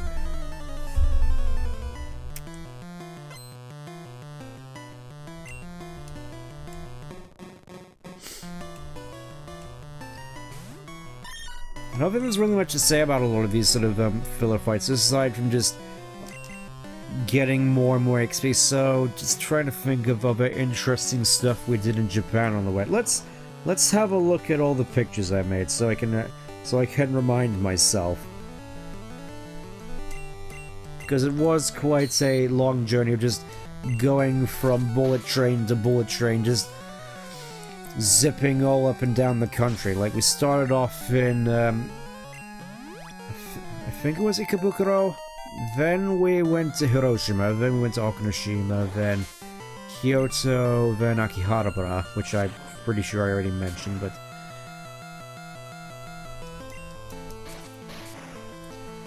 Obviously, I think the places where I felt most at home in quotation marks were obviously Akihabara and Okinoshima. That does remind me, actually, with all the brand new Centro Pokemon leaks going around, there is one particular region which I would want to see, which is if I can remember the name of it right here.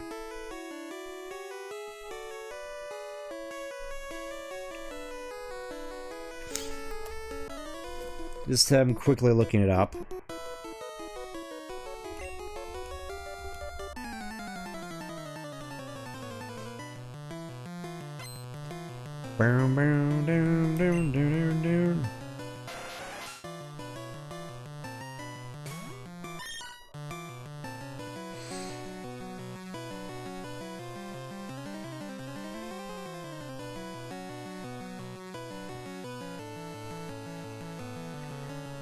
I think the name is the Chugoku region, could be... Okay, Chugoku.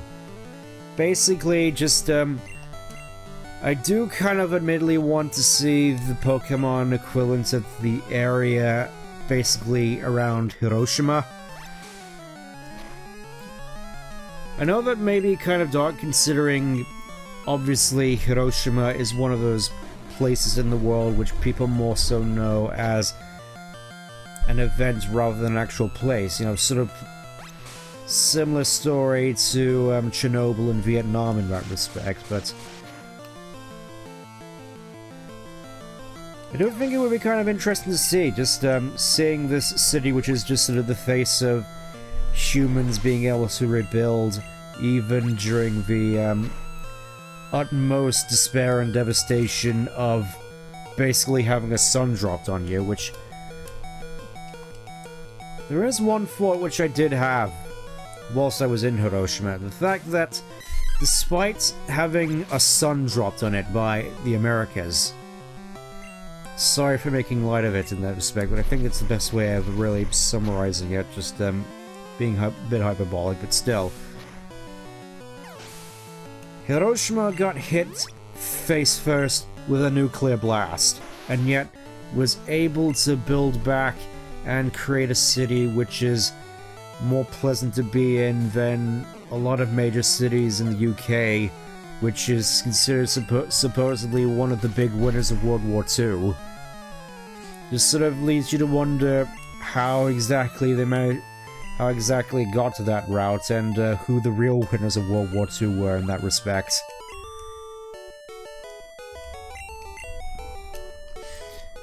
I mean, obviously there's a lot of factors which led to England being the way it is, but I don't think I'd rather get into all of them at the moment. Or just in general, I don't think I'm really the sort of correct person to be talking about those sort of things. I mean, I'm a funny cartoon bunny on the internet. I'm probably not the best suited for talking about big geopolitical issues. As much as I bring it up.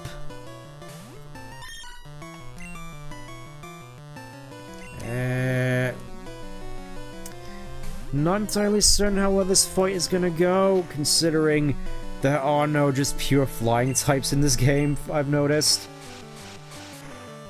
It's like all the bird Pokemon in this game are all just flying and normal.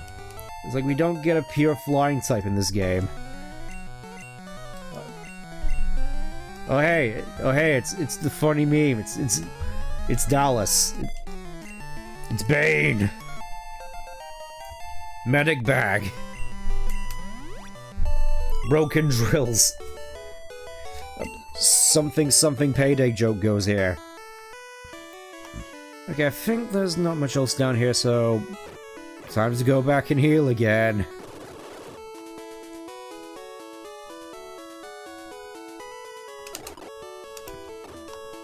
Okay, let's see what Officer Jenny has to say here, actually. I just caught a squirrel that was always getting into mischief. I think I need a good trainer to set it straight.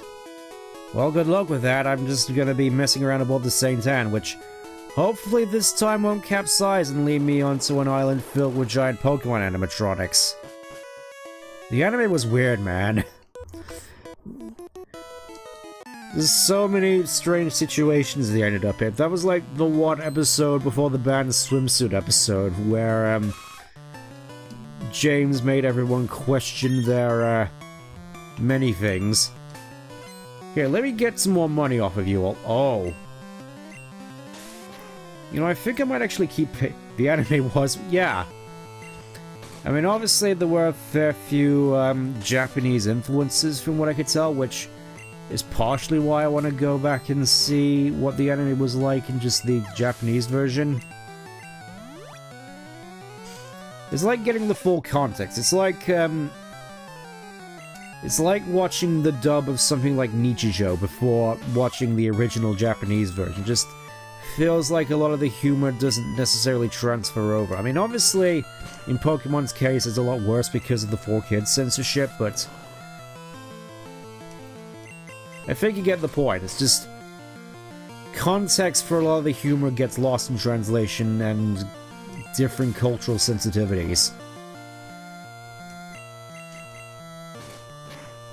For instance, I'm fairly certain of a lot of humor from the Americas, like something like It's Always Sunny, for instance, or The Office.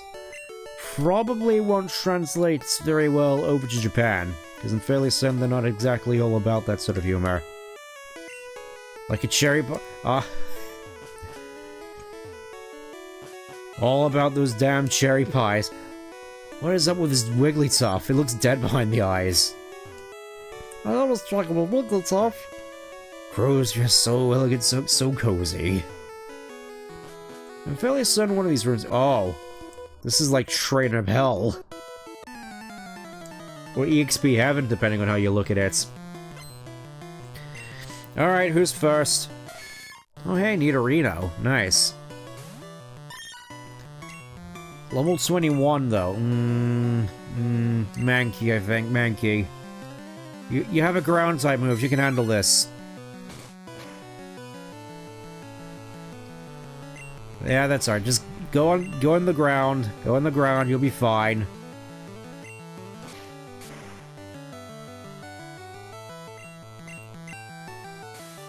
Wait, are we speed side? It seems as though we are.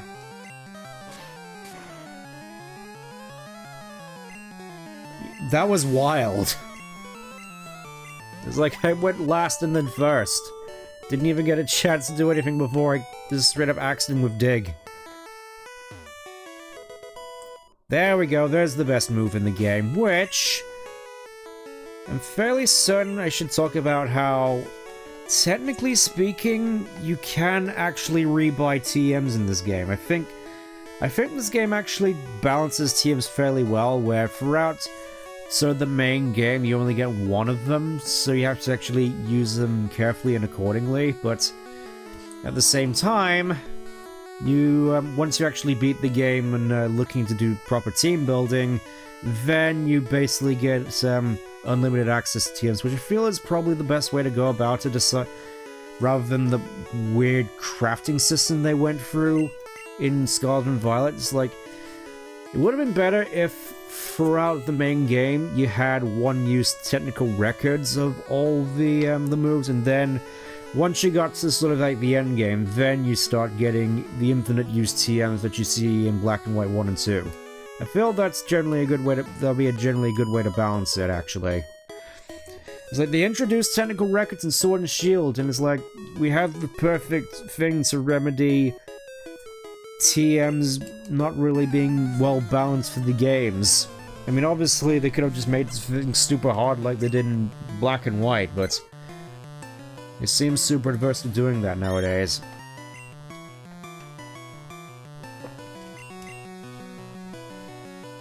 Ah.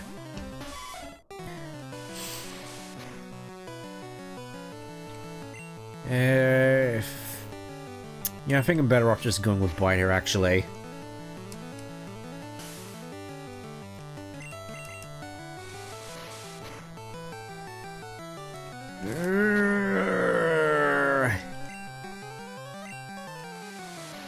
Really gotta love those quick attacks. Get out of here, you. Sit down. 19. Oh, yeah, it's the mirror match. You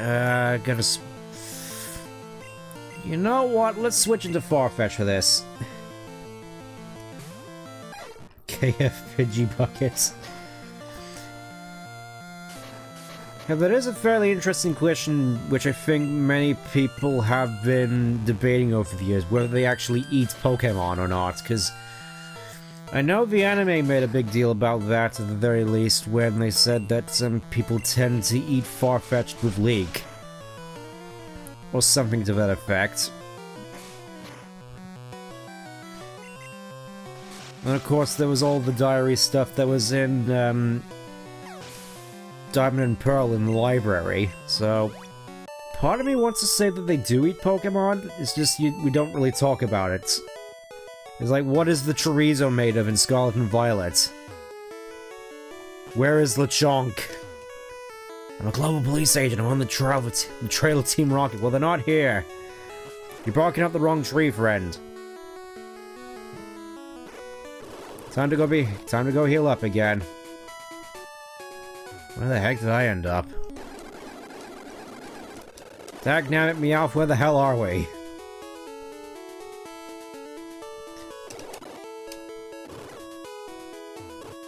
I should probably challenge all those trainers before going up against the third gym, just so I have a little bit more experience. Well, you know, I could just, if I could just fight them all now. Let's do this. Let's just do this real quick. This is a bit of a filler route, so I think we can just... I think I can afford to do this.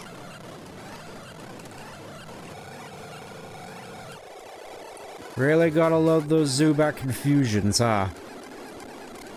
It's like some things never change. And some Pokemon are just inherently annoying to fight.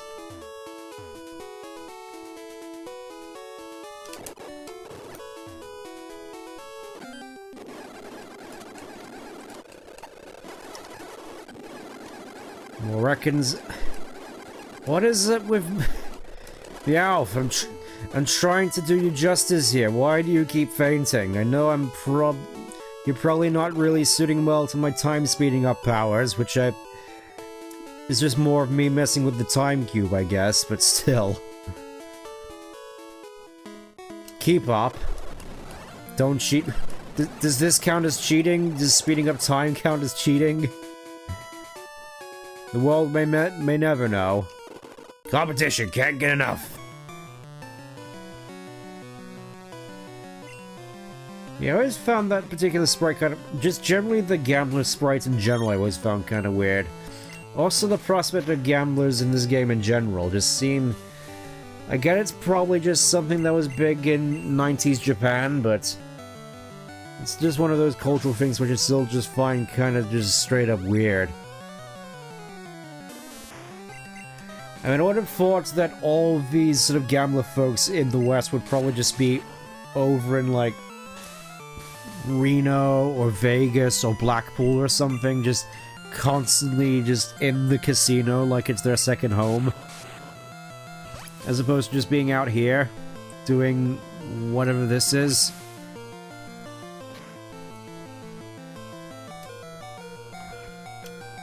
Oh, so yeah, this isn't... This is very much not good. I had a chance. You did, and you blew it.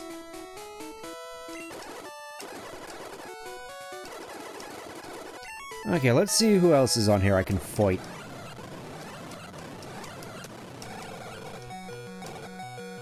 Meowth, why is your defense so terrible?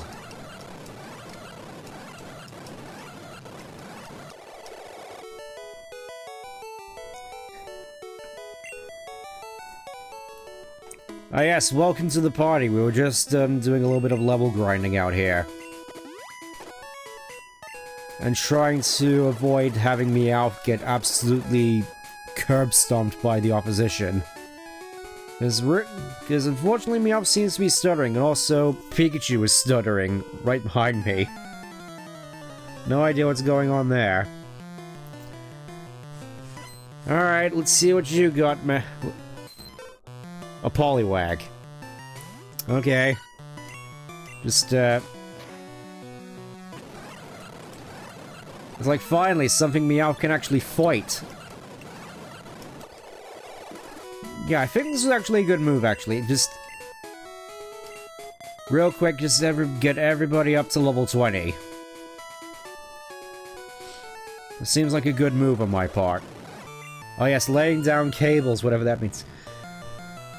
So I kind of feel that this is probably like one of the only engineer trainer classes in the entire game. Just, I don't know, something about the engineer class just seems super rare. It's like you hardly ever see it in this game.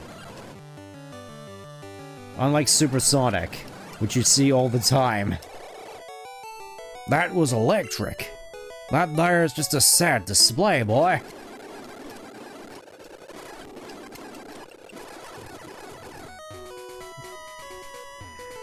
I mean, obviously, that's the sort of voice that always comes to my mind when I think of engineers. Because they're the type to solve problems. Not problems that, like what is beauty, that would fall under the category of philosophy. They solve practical problems. Like, for instance, what are they gonna do when some big mean mother Herbert with a 600 base stat total Pokemon comes to rip you a new metaphorical behind? The answer is a potion. And if that don't work, use more potion.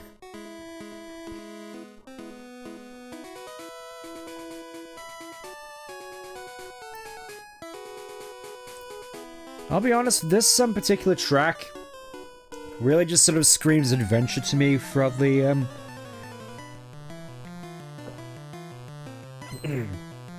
throughout all the music you tend to hear in Gen 1. That one just speaks adventure to me most of all. Excuse me.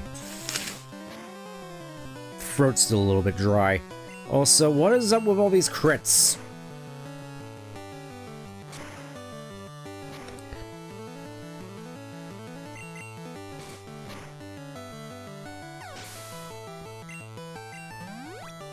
Okay, very close now. Oh, hey, Vulpix. It's been a long time, hasn't it?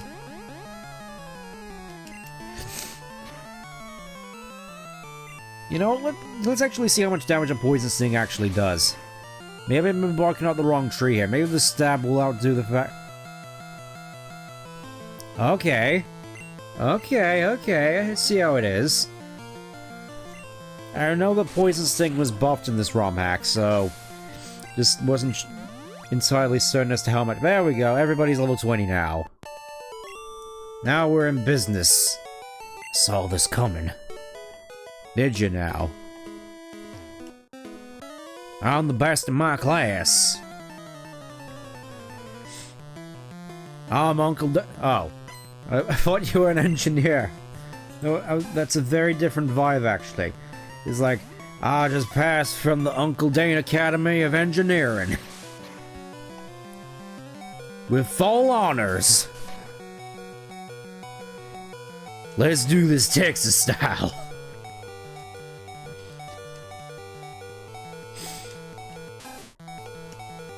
Oh boy, you really gotta love them just spamming all these rats at me.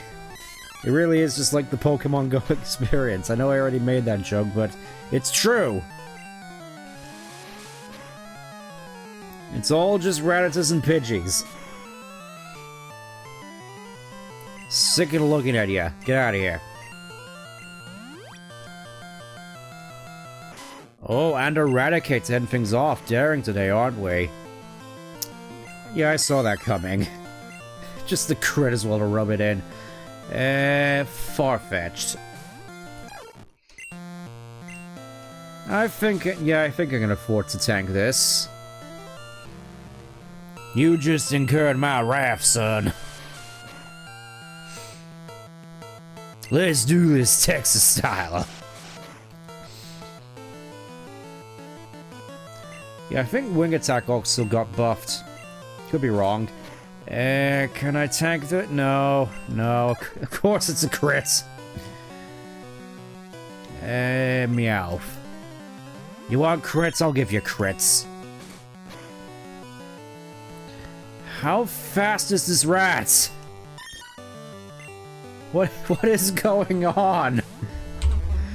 What is wrong with you? How many crits could you possibly get? Wait, that wasn't a crit? Jeez Louise.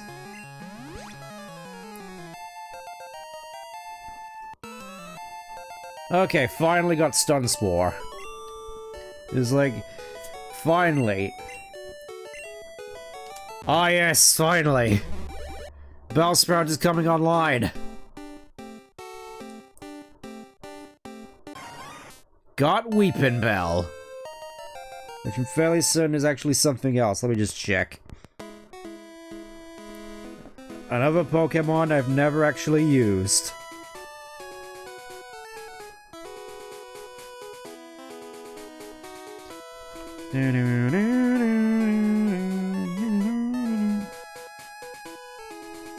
Good old Utsudon, that's it, Utsudon. Which looks very suggestive, to say the least. Just realized as well, no, I'm probably getting a little too ahead of myself, because I was thinking I haven't actually used Jinx in a playthrough either. But I think that's another one that's probably gonna have to wait.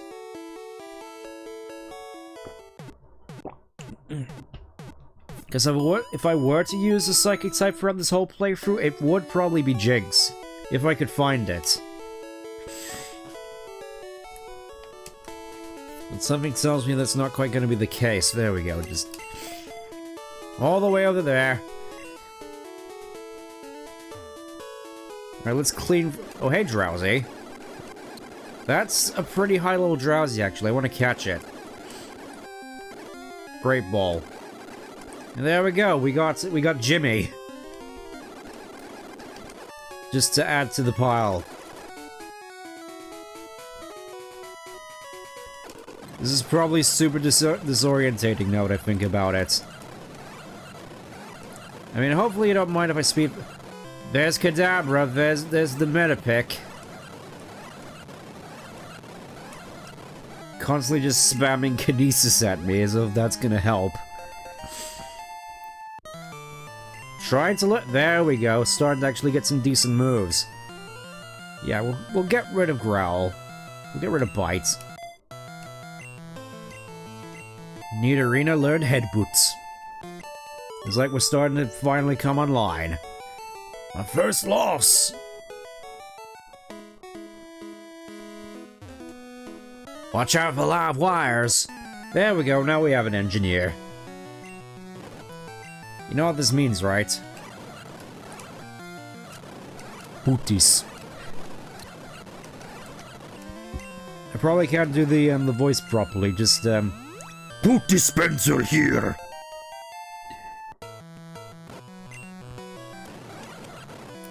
I should probably switch it to something else, actually.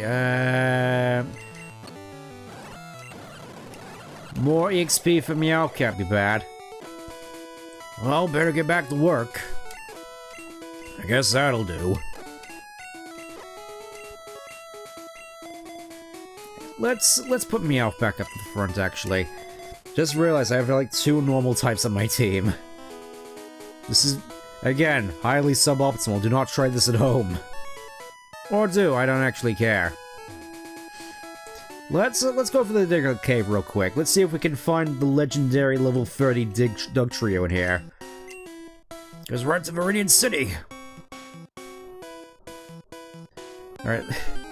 I'm not sure we're gonna actually find the legendary level 30 Dug Trio in here, but a man can dream. Level 17 though, so I think a fair few of the levels in here have been balanced just so that you don't have to grind too much if you want to use Diglett.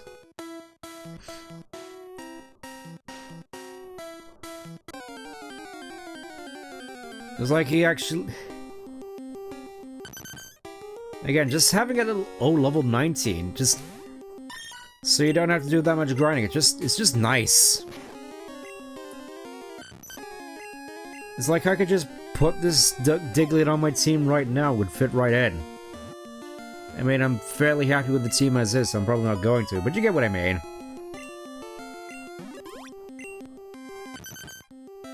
Prefers dark and dank places.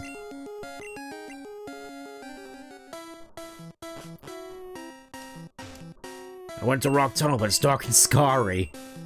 If only a Pokemon with Flash were able to light up, man. Fainted Pokemon can't fight, but I can still use moves like Kut. What about you? Looking for Clefairy, want to trade? Okay, so that's different. So, essentially, you don't have to trade away your Abra for that, which, honestly, why would you actually want to do that, considering just how good Alakazam is in this game? It's just... it's an active downgrade. Going from potential Alakazam to just Mr. Mime. I mean, with Clefairy at the very least, it makes a little bit more sense, considering, whilst it's kind of rare, it's not the best thing in the game to use, so it doesn't feel quite as bad when you're trading out for it. Just, Abra for Mr. Mime, though. Just, it's kind of tragic when you really think about it. It's like the poor sucker who's spent like a ridiculous amount of money on Magikarp.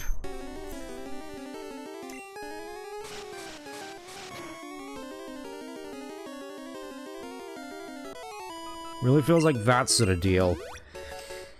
In fact, I think a lot of the trades in Gen 1 are kind of not great.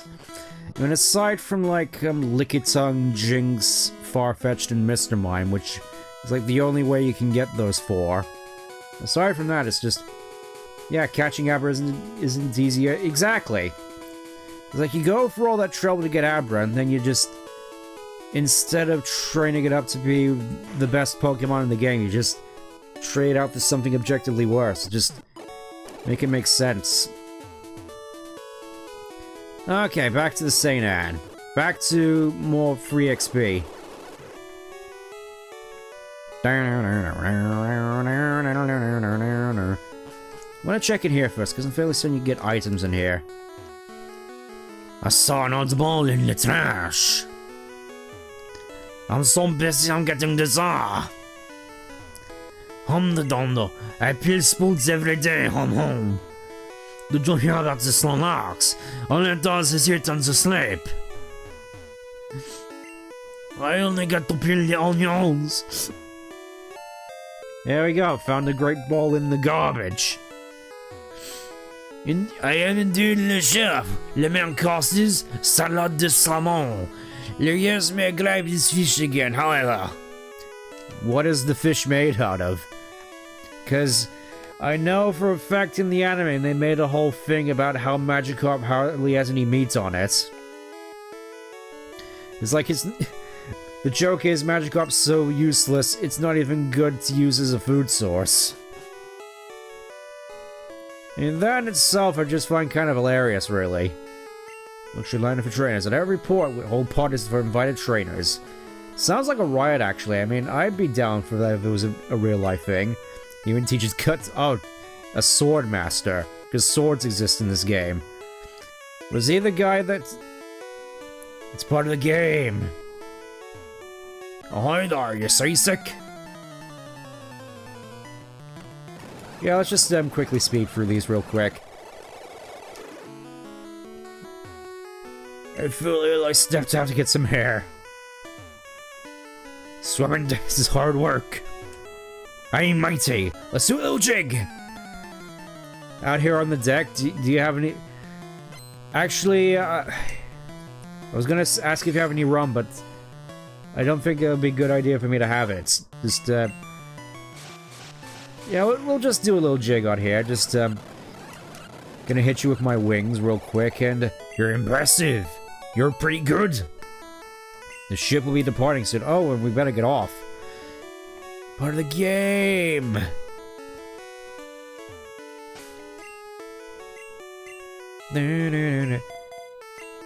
Obviously, we do still seem a little bit under... I'm getting flashbacks of the Linosia being on the ship, then the trip to Offroad, and... yep. You do go on a lot of boats in 14, especially if you start off in Limsa. If you were smart and decided to be a warrior main. In all my travels, I've never seen a Pokemon sleep like this one. It was something like this. Oh, look at that, he's actually sitting up. Like he was disturbed. And nothing else. Ah yes, absolutely nothing else, which happened after old Charlie, and you're right. It's like 14 basically just ended with Endwalker, as it should have done. Yeah, in all seriousness, I really do feel as though the main story of 14 should have just ended with Endwalker. It's like, you basically just come to the end of the story at that point. Oof. Oh yes, finally, finally, we get Maggie's karate chop action. The best fighting type move in the game now, because it's actually a fighting type move. And it has a high crit rate. Let's show it off. Oh wait, you have Waterfall, great. I'm fairly certain Goldeen and Seekin were like the only Pokemon that could learn Waterfall in this game. Oh yeah, Waterfall is actually in Gen 1, by the way. You just hardly ever see it.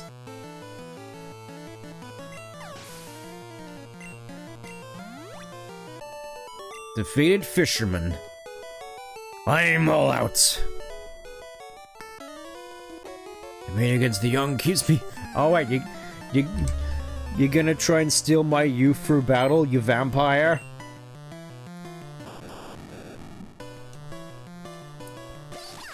I'll show you. Have a thunder wave. How has the current stories of 14 been like anyways nowadays? I don't know. I basically quit after 6.1 and didn't really come back. I should probably switch out. Actually, no, let's stay in. Actually, never mind. Weeping Bell. Improving? Well, that's good at the very least. It's like the sooner you get out of Tyrol, the better, in my opinion. Still sort of mid... yeah. Sounds about right. You fiend, how dare you? How dare you use my own spells against me? And that's why I hate Parafusion.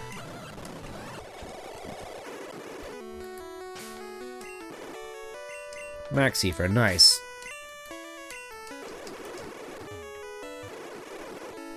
I do kind of like the fact that in Fire and Leaf Green there was actually a bed on the Saint Town you could rest on, sort of avoid going back and forth between the boats and the Pokemon Center like this. It just felt super nice. Let's see you again. Do do do do do do. Yeah, let's just keep going. We're nearly done here anyways. Well, it doesn't help that I've been abusing speed-ups, which hopefully you don't mind. Have you gone to the Safari Zone in Future City? It has many kinds of rare Pokemon! The Mattel from the Safari Zone is awesome! I think it kinda sucks. Would you like a stronger or rarer Pokemon?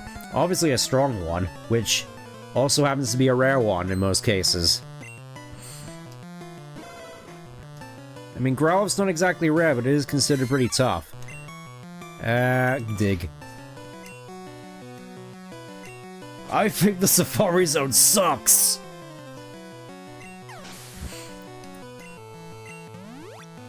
I think Coolville sucks! I don't know why, it's just... I keep seeing that Scooby-Doo 2 meme show up everywhere. Or at least I used to back in the day. Just something about it which seems to just sort of captivate a lot of people. I must salute you.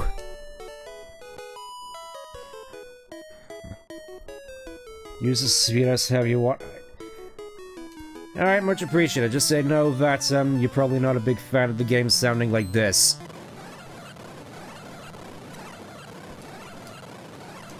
Just sounding like even more hot garbage.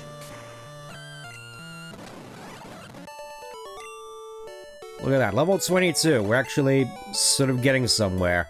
Obviously gonna have to spend a fair bit of time grinding off stream, I think.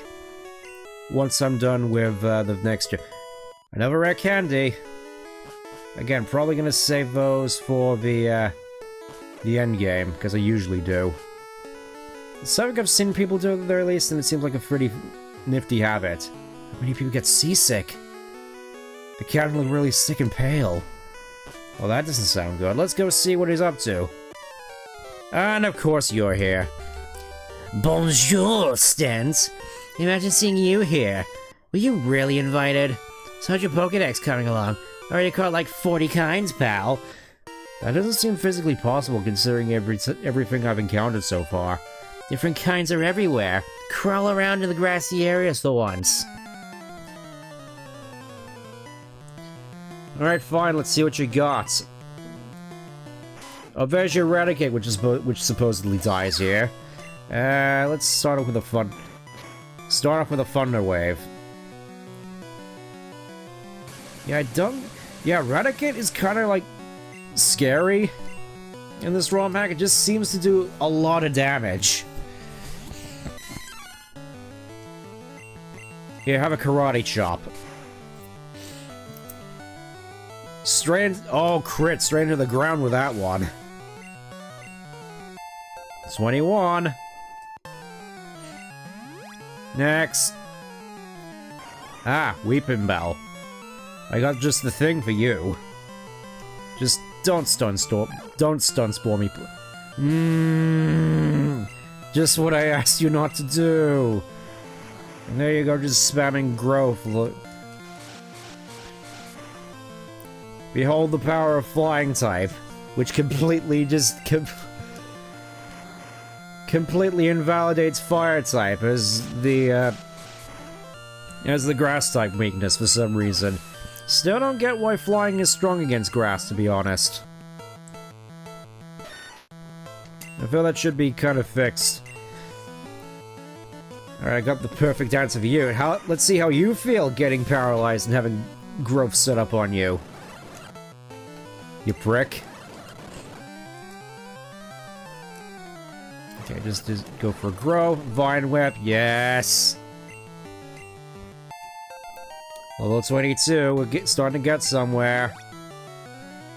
And there's your Eevee, still an Eevee. Have a Stun Spore. Or not. Yeah, that's kind of a lot of damage, actually. Back into Mankey, I think. Oh, that's a lot of damage. How about some... It feels as though we're just trading in high damage blows. I bamboozled you. You thought I was gonna go in for the kill knowing you probably had Quick Attack, didn't you? You fool.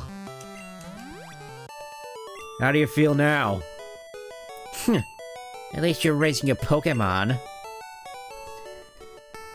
I heard there was a Cut Master on board. He was just a seasick old man. But Cut itself is really useful. You should go see him. Smell ya. Yeah, get out of here, you. I'm sick of looking at you. No seasickness here.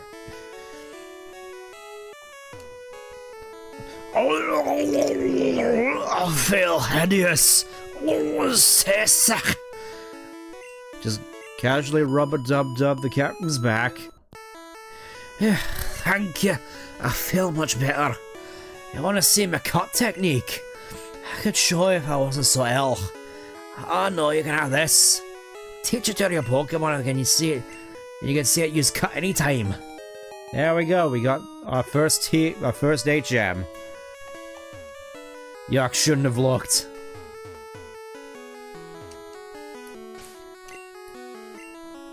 I mean, obviously, I gotta teach this to Farfetch'd. Okay, so I could teach it to Meow, but yeah, I'm gonna teach it to Farfetch'd. Farfetch'd is the cutting king, man. Obviously, I'm gonna teach it to Farfetch'd. I think Cut has actually been buffed here as well, actually. Namely, so it's now a Bug-type move, with decent damage.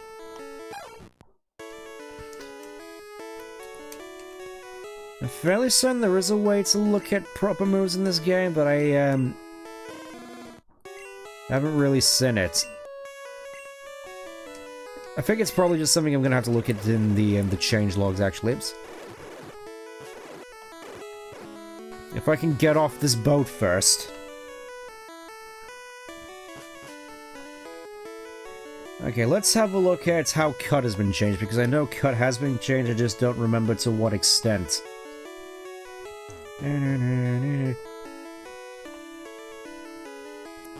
Well, I mean, I do think I prefer the version in Fire Red and Leaf Green. It just felt a lot more serene, and there it goes.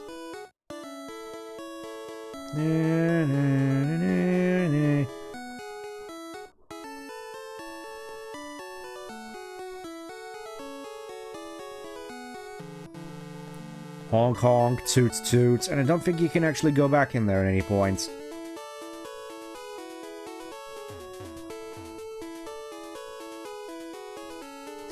Alright, and now I think there's nothing left to do but to go and fight good old Lieutenant Surge. I mean, technically speaking, we could just skip this entire fight and just go into Rock Tunnel, but at this point, I think it makes a fair bit more sense to just... Yeah, I think it makes a fair bit more sense just to do it now. No reason not to.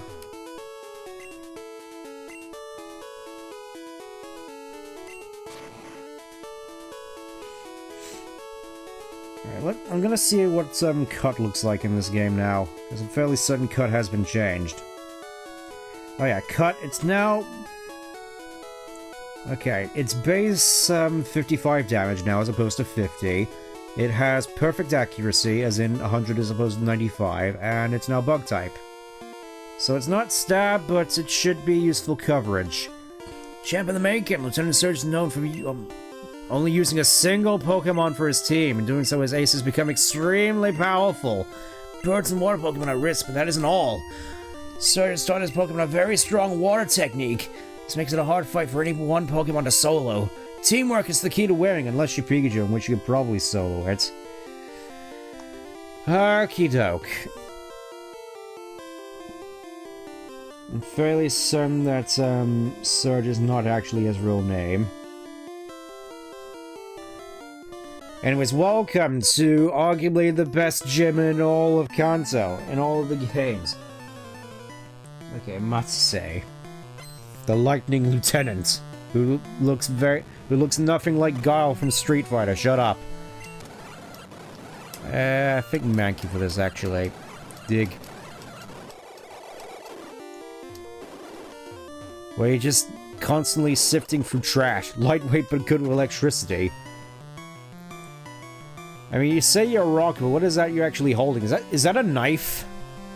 Is that a whip? What is that? Is that a mic? What am I looking at? I'm not entirely certain if Cut actually has a high crit rate here. It would be amazing if it did, but I guess not. Let's just... Get out of here, you. Part of me thinks for this upcoming fight that Weeping Bell's probably going to be the optimal play, for lack of a better word. Mostly just going in immediately with Poison Powder. That seems to be the play here. I know, technically speaking, you can theoretically 1v1 Raichu with Pikachu, assuming it's a high enough level, but mine isn't, so probably just gonna stick to more conventional means of dealing with this tyrant.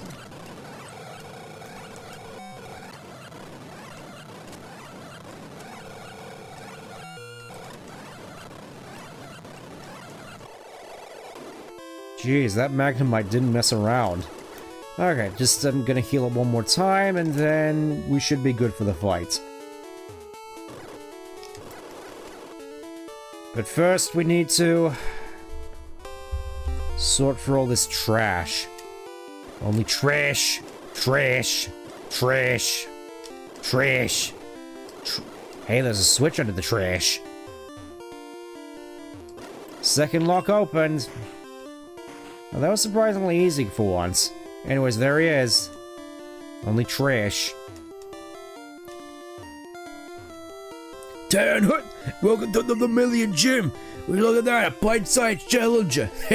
You got big and brassy nerves to take me on with your puny little power, you little Pikachu. Pokemon battle is war. I'll show you, civilian. I'll shock you into surrender. You'll never get the Thunder Badge. Anyways, here he is. Lieutenant Mateze. With his Raichu, because obviously it's just like in the anime. You remember that scene in the anime where he had his super overpowered Raichu, right? Anyway, just gonna go and oh, body slam. That's gonna hurt. Can I get off a poison powder real quick? Nope. Okay, I think we're in trouble. Mankey, dig. Okay, that took out half his health. I think paralysis is probably the play here. Double T? Nope. Yeah, it has surf as well. I was in the war. Cut, I think. Just whittle it down a little bit. Of course, there's Thunderbolt. Bite? Oh, I think Meowth might actually pull it up. Yes, there we go. Meowth fells the behemoth. Revenge for all the times Pikachu electrocuted him. Whoa, you're the real deal, kid. Find it, take the Thunder Badge. Or, in reality, the orange badge. The Thunder Badge cranks up your Pokemon's defense. Also lets Pokemon fly anytime, kid. You're special, kid. Take this. Ah, yes. Furbolt. TM24 contains Thunderbolt. Teach it to an electric Pokemon. I'm gonna teach it to Meowth. Cause screw you. Voltage overload. Good job on the Thunder. Yeah. That fight was actually kind of wild. Gonna be brutally honest with you. Anyways, gonna teach it Thunderbolt. Gonna get rid of Fury Swipes. And honestly, I think I'm mostly happy with Meowth's moveset. All it's really missing is Slash. At that point, then, well, Meow kind of just becomes a menace. Anyways.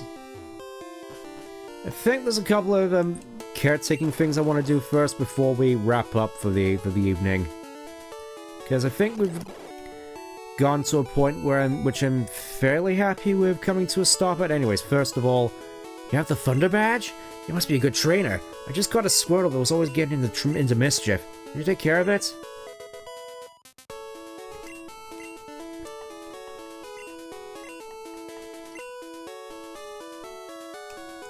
That's wrong. There we go. There's no more room for Pokemon. KMS was sent to Pokemon Box 2. Okay, please treat Squirtle right. Wave Rider.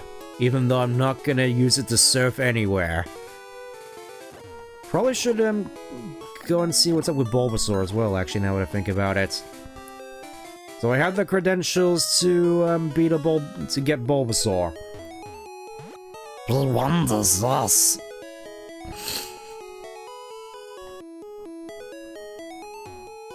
It's like, okay, I got the Thunder Badge. I take care of it. I must have Bulbasaur back to health. It's a good trainer to take care of it. I know. Would you take care of this Bulbasaur? There we go. Got Bulbasaur. Would you like to give a nickname? Yes. I'm not sure this is actually gonna fit, but I'm gonna try.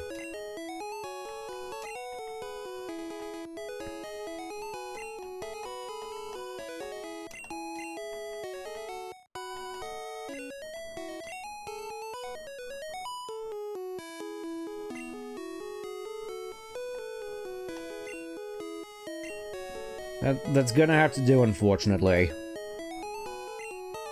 Sent to Box 2. Please take care of Bulbasaur. Leafy Beginnings. Aww. Anyways, let's head back to Viridian City and get some stuff. Then we'll possibly start making our way toward Rock Tunnel. And I think we'll do Rock Tunnel at the start of next stream. That seems like a good opportune means of ending the stream, right? I mean, I'd like to think so. Anyways, let's go and see if we can...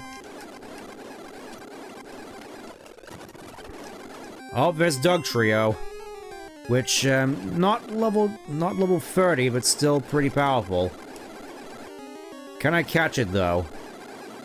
Great Ball? Yes, we got Dugtrio, which would have actually not been all that great for the Lieutenant Surge fight, because, of course, Raichu no Surf.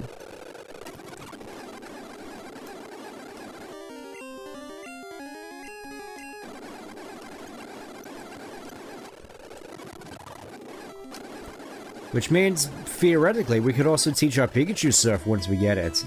Nice work on progress so far. Thanks a bunch. I've been quite enjoying this so far, actually, even with all the classic Pokemon Gen 1 shenanigans. Give me Flash. Got 35 different kinds, which is only slightly behind Gary, actually, which is kind of surprising.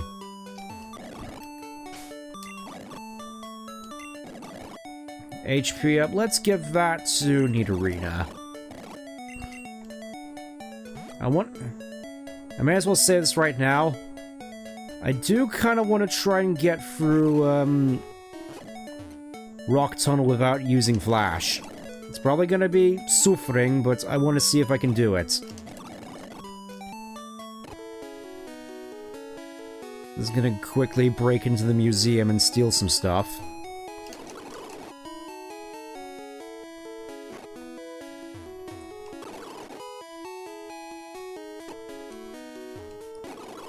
The amber is clear and gold. Even the string of anger contains Pokemon DNA. It would be great if Pokemon could be resurrected from it, but my colleagues just ignore me, so I have a favor to ask. Take this to a Pokemon lab and get it examined. Will do, fellow. Will do, chum. Now then. Let's, start making our way towards Rock Tunnel, I think. Shall we?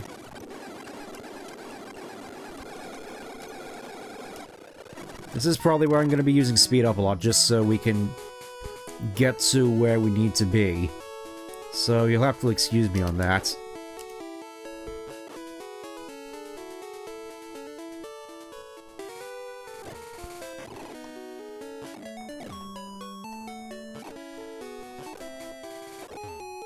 Anyways, here we are back again.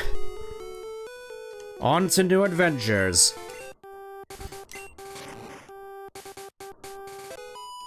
You have Pokemon with you.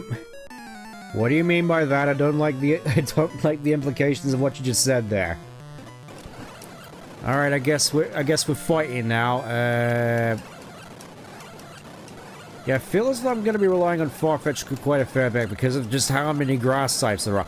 Yes, finally we get Slash. Gonna get rid of Leer for that. And of course, Slash is probably going to be our bread and butter move. Oh, yeah. Slash is obviously going to be our bread and butter move for Farfetch'd, because obviously it has stab and a high crit rate. Meaning it does insane amounts of damage. Probably not going to make a dent in any of Lance's dragons, but it's nice to have at the very least. What was that?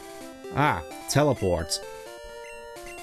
Which, I will admit, I do kind of like the fact that teleport was changed in the later games to basically just be a non-attacking version of U-turn. Man, have a bubble beam. Honestly, part of me wishes that they'd done that with teleport earlier, in fact. Like, basically just made it like a...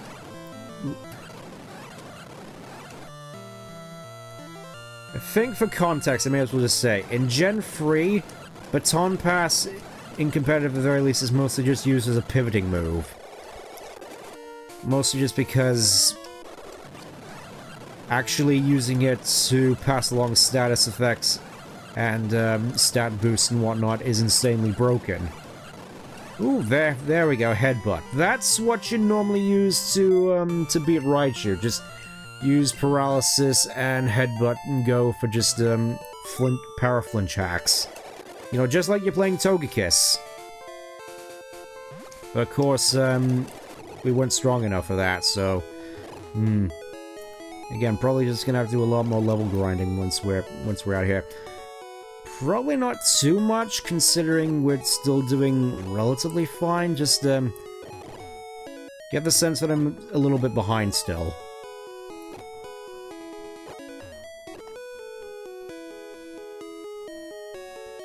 You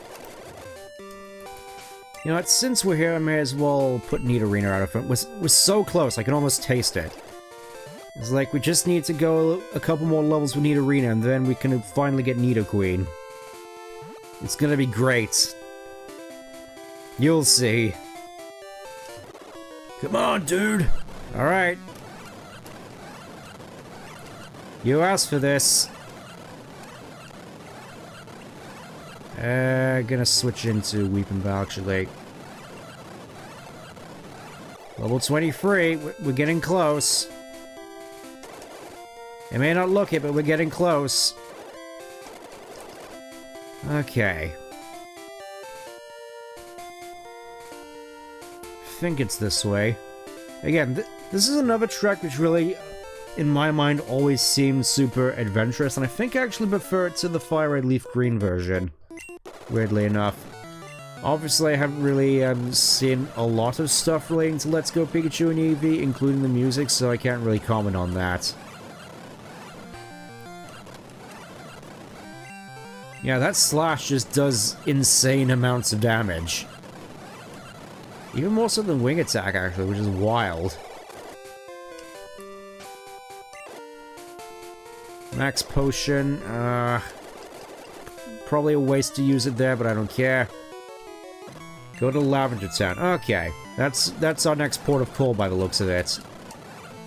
There we go, we finally got Dig. Meaning that we can finally...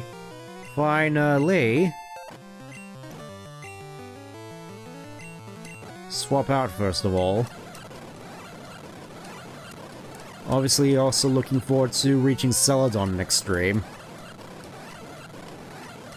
Just for the chance of being able to get a Leaf Stone. But yeah, Moonstone. Let's do this. Nidorina is evolving.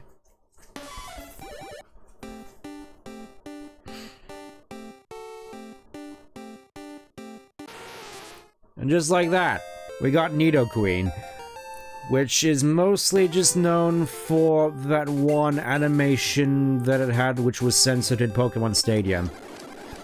Also, fairly certain there's some interesting spawns in here, real quick. Let's have a look. Yeah, not the one I was expecting, but one I'll take nonetheless. It's Lickitung, you can actually catch him. Which I shall try to do real quick. Probably should get some paralysis on this thing real quick, actually.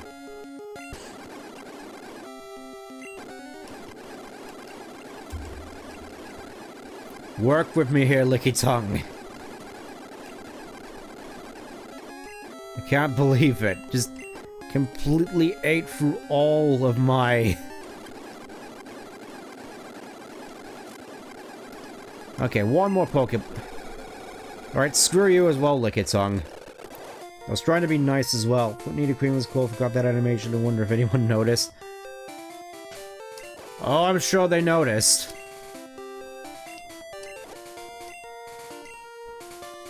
Okay, let's bring these two up the front, because they're obviously, yeah, let's bring Meowth up to point. Could do with a little more experience. I want you to... Why are you constantly trying to flirt with me? Screech, let's not get Screech. Yeah, fairly happy with this moveset. Thunderbolts, Bites, Bubble Beam, Bubble Beam. What's that? That's a Meowth. It has a lot of coverage moves. Don't you dare condescend me. Oh, I definitely feel that, girl. Just saying. Just thinking, Mankey should also be evolving soon as well now that I think about it. Love to see you get... Yes, yes, yes. Ghosts haunt ghosts. Sold a useless nugget for 5,000. Wow. Now my Pokemon makes it stronger than some types that are weaker than others. Unless you're Psychic type, in which case you're entirely broken. Anyways, let's see what other interesting Pokemon are on this route. Probably gonna use this to grind up some levels as well, now that I think about it, but, sure, there's some stuff that's interesting on here that isn't just... Oh, yeah. Oh, yeah. Now we're talking. Or at least we would be if I have any Pokeballs. Man. Alright. I think this is a good place to leave things off for the time being. Next time, we're gonna be going through arguably the low points in the game, in my opinion, that being Rock Tunnel, and from there, the world is essentially our oyster. We can basically go wherever we want, whenever we want within reason, so...